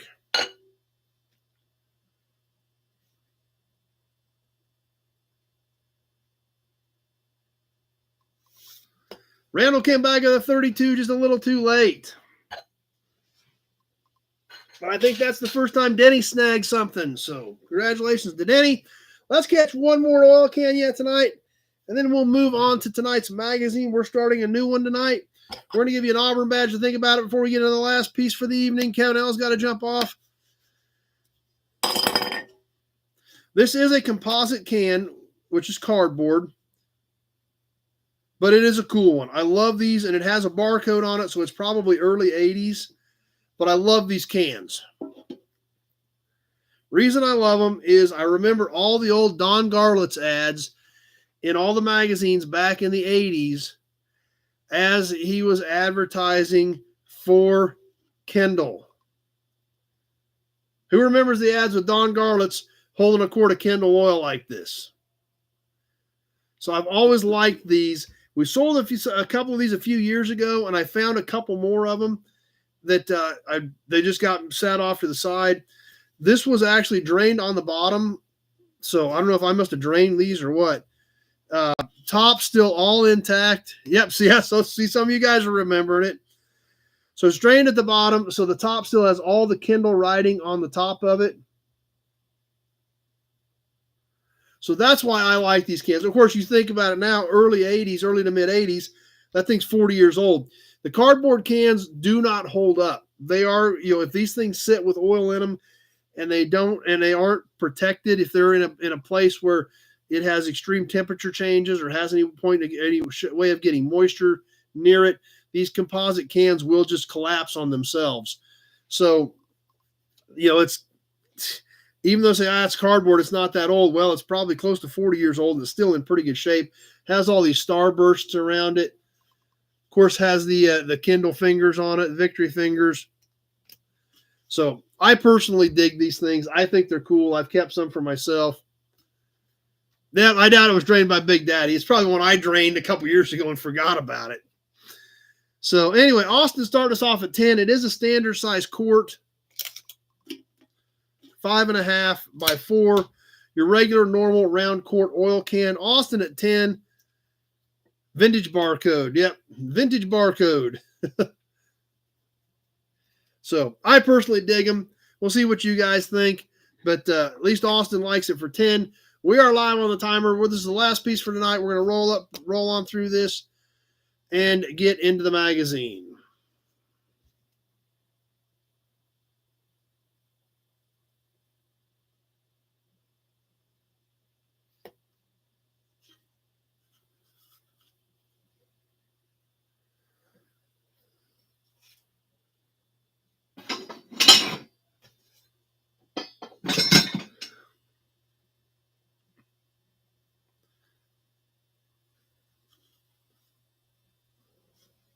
Dennis at 15, getting close to the 1 minute mark.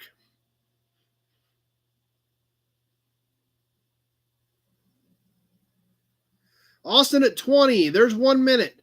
Leo's here. I just wonder where you've been hiding at tonight. Leo's here. 1 minute has passed, 1 minute left to go. Austin at 20, last piece for tonight. Mark's got Wolf and Motorcraft Quins that are full. Yeah, I think I drained this one the way it looks, but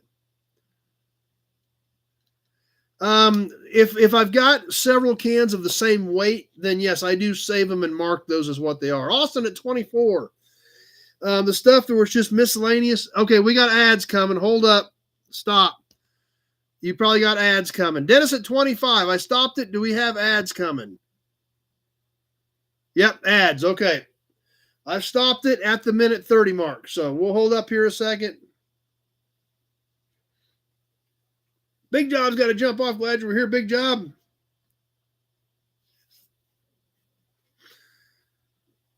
Okay, are we all back? Yep, we're back. Okay. We're at the minute 30 mark. I stopped it at the minute 30. Mark on Facebook was at 21. Dennis on YouTube came in at 25 when I hit the minute 30 mark. Okay, you're back from the ad. Perfect. Okay, good.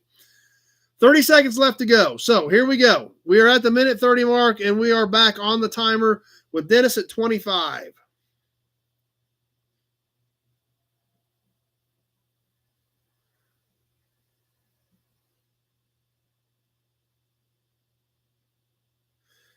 Coming down to the wire, Dennis at 25, Mark at 26.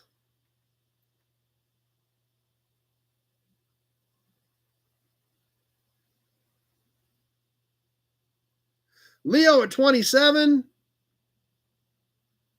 And that does it. Leo at 27.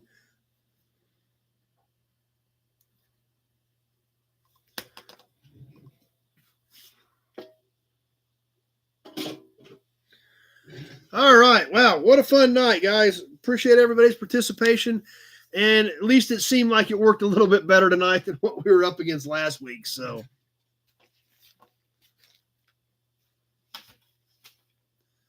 yeah, it's a cool can, Leo. I don't blame you.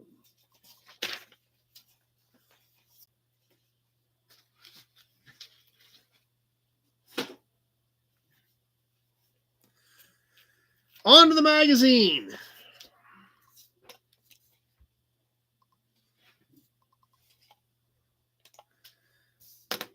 How about an Auburn badge first off, though? Like a little bit earlier, like we were talking about a little bit earlier, Hot Rod changing their format. So curious to see how that turns out. But since we were going to be talking about Hot Rod, Kenny said the ads knocked him out completely. Wow, that sucks. I'm hoping we get Adam says Facebook is freezing up too on them. So Leo snuck in right at the end at 27, Kenny. So apparently we've got feed issues on Facebook a little bit tonight as well. Daniel just got home from Power Tour West. I did see a little bit about that. I didn't study much of it, but I did see they were doing that Power Tour West thing.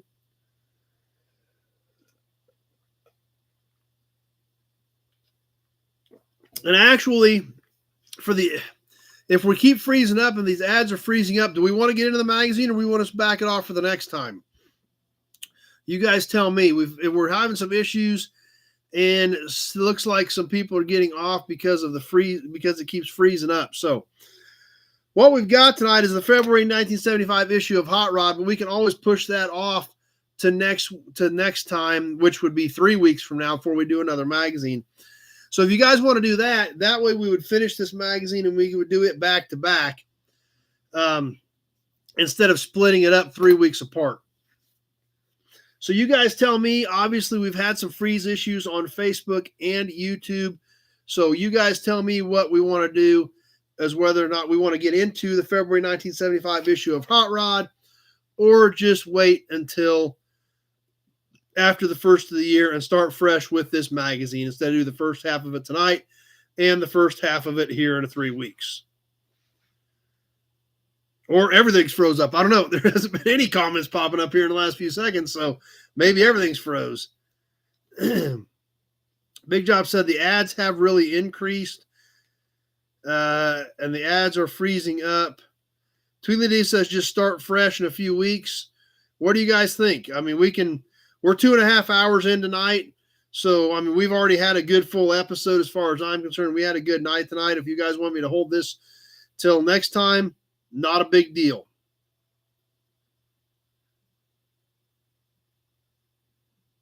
Big John says across the board. The ad situation is popping up everywhere. So my phone number is in the description part of the video, Denny. After we get done, just go back and click on this video or click on it in all the text part, the description for this video, Denny. My number's in there, as well as everything I put on Facebook. So you can look at any of the pictures I post on Facebook on vehicles. It's got my number in there, so you can give me a shout and look it up there. So Tractor Mike says it's all the Democrats. So Perfect Austin, we'll get that taken care of. Yeah, the trolls at the beginning, that was kind of a mess too. So well, let's see. Jeff want to know more about the Hot Rod magazine deal. We'll talk about that again real quick, and then maybe we'll just hold this magazine till after the first of the year. Johnny Z says wait. Perfect, David W. Appreciate it. So we'll do that. We'll hold this until I've got my notes made for the first half. No big deal. Jeff wants to know about the Hot Rod situation. We'll cover that again real quick, and then we'll talk about what's coming up this week on videos. This was on the cover of my Hot Rod magazine. They're going to quarterly. Here's how it works. Instead of the conventional 12 issues per year, we're stuffing heaps more in-depth and high-quality content into 4 gorgeous collector-quality issues worthy of any car fan's coffee table. So what I'm thinking that means, Jeff, is doing like what Tom Bailey has done with Sick. Because Sick has always been that way. It's thick. Obviously, you can see how thick this thing is. You can see how thick the Hot Rod is compared to one issue of Sick, which comes out quarterly. However, it doesn't say what they're going to charge for that specifically. They say they're going to give you a free year of Motor Trend Plus with your subscription. But I do know that this is $33 an issue. And there's a lot of stuff in here. Don't get me wrong. It's jam-packed full of cool pictures. And there's a lot of great stuff in it. In fact, that looked like some Rocky Mountain Race Week right there. And that's why I do get this one, is because of Rocky Mountain Race Week. You know, there's Kearney. When we were in Kearney, there's Jay Jacobs. He's a guy from here in Great Bend. So this is why I get this, because of what we do with Rocky Mountain Race Week with my good friend Matt Frost and Adam Dory and all the great people on Race Week. That's why I subscribe to this one, even at $33 an issue, is because of of everything we do with Race Week. So I'm not sure. Yep, Neil, are you in here, Neil? Let's see if we can find a picture of Neil in here.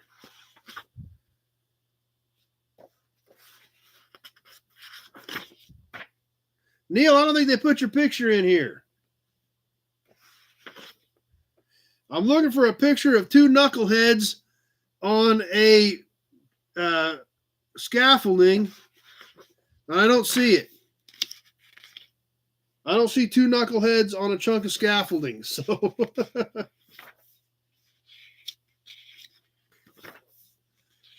but that's why I subscribe to this one,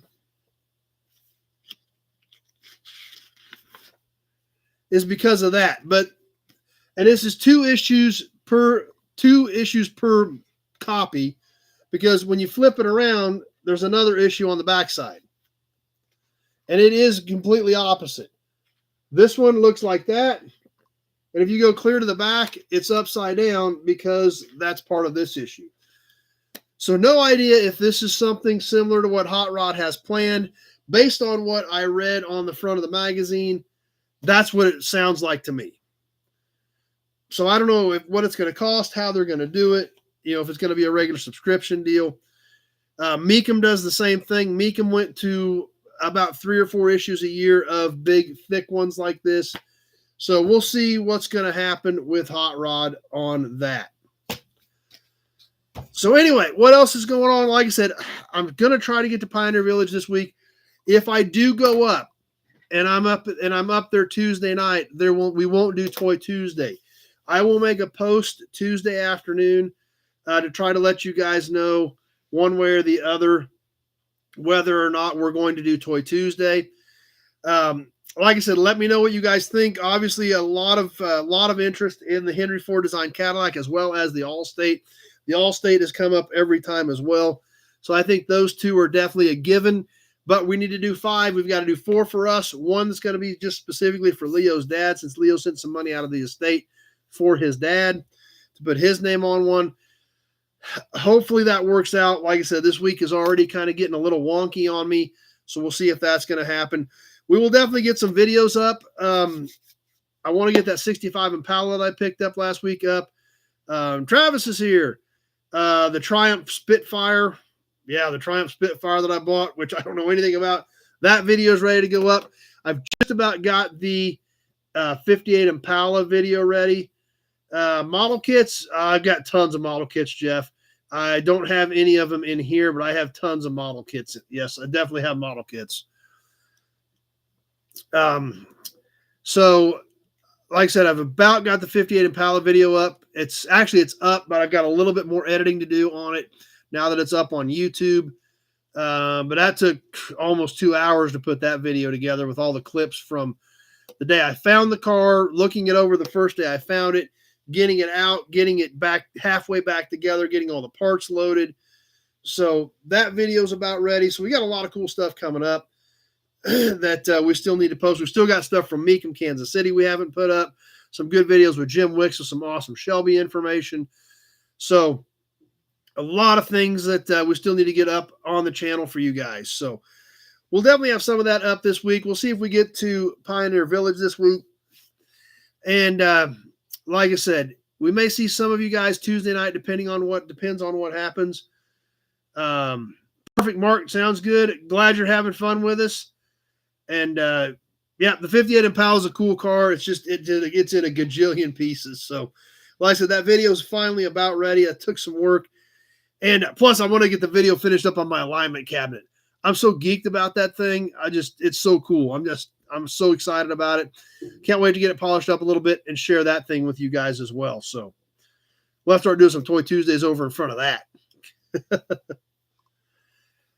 So anyway, that pretty much about wraps us up. We'll push the magazine to next time. I hope everybody has a Merry Christmas and a Happy Holidays. And hope everybody has a good week. I know it gets a little crazy with families and things like that. Obviously, we need to, obviously want to remember the reason for the season. And I know it gets crazy and I know it gets hectic, but hopefully everybody keeps it calm and and makes it through. I don't really have time to work on my cars, Adrian. I really don't. I've had a set of that 78 F250 Super Cab on the lift for over a year, and I just need to get back on it. I really don't have much time to work on many cars other than stuff I need to get ready to sell. So that's one bad thing about what I do. I really don't have time to mess with a lot of my own cars. Have not talked to Norma in a few weeks. She gets on a few Toy Tuesdays occasionally. We all know she lost her mother, and then when she lost her mom, that obviously she got real spotty as far as when she was able to join us and when she couldn't. But we do still see her occasionally, and obviously things in her life changed when all that happened, I'm sure. So I'm sure she'll be back at some point, but I have not heard anything from her in a little while. So anyway, just as always, if you got any questions, give me a shout. Travis and Leo's coming to help. And we'll get some content up this week. We'll see if we squeeze Toy Tuesday in or not. We'll just have to see how that shakes out. But regardless, everybody have a great weekend next weekend. Have a Merry Christmas. And we will see you all. If we don't squeeze any Toy Tuesdays in, and like I said, I will put a post up so you guys know what's going on as to whether or not it's going to work out. And Scott enjoyed it tonight. Glad you guys are all having fun. And if nothing else, we will definitely see you on a modified version on New Year's Eve. We'll get together for a while. And if nothing else, we'll hang out, chat a bit, maybe sell a few things and see how the night goes. And leave it kind of loose and open-ended. So that being said, that pretty much wraps us up for episode number 191. 191. That's crazy. How long we've been doing this. You guys keep coming back. You keep supporting what we do here, and that still shocks me to this day. But just like some of you new guys on here, you say you're having fun, you're enjoying it, you want to come back. We've seen some new people coming in, and here recently, which is great. And thank you guys for all of your support to make this what it is. Thanks for watching the videos, interacting, sharing them with your friends, sharing the videos on the Facebook pages you're part of. That all helps. It helps bump my numbers, and I always appreciate that. And thanks, Kenny. Appreciate that. Doing God's work. I hope, Adrian, I'm trying. I work pretty hard to make us all work and keep it all tied together. Tweedledee says hit the like button. I appreciate that, guys. Thanks, guys. I appreciate all the kind words and your support. So that's right. Tractor Mike's tearing up now. So we do need to go out and see Tractor Mike and do some videos out there as well. He's got some killer stuff that I know you guys want to see. You guys keep asking about Tractor Mike's tractors. So we definitely got to squeeze some of that in as well. With that, we're going to go ahead and put a wrap on episode number 191. Thanks for being here. Thanks for making this what it is. And we will see you hopefully at some point, and we may even do a live from Pioneer Village. We'll see how things work out. But there again, I will try to give you a heads up, with a post at least a little bit before we end up doing something if we do something there. So like I said, I'm trying, but that's still a little bit up in the air at this point, and we'll see how things work. So anyway, thanks for being here tonight. We'll probably see you at some point. If not, we'll see you in 2 weeks for a modified New Year's Eve version. Thanks for being here tonight. Thanks for watching, everybody. And we will see you, if nothing else, in 2 weeks, but hopefully before then. Thanks for watching, and thanks for being here tonight, everybody.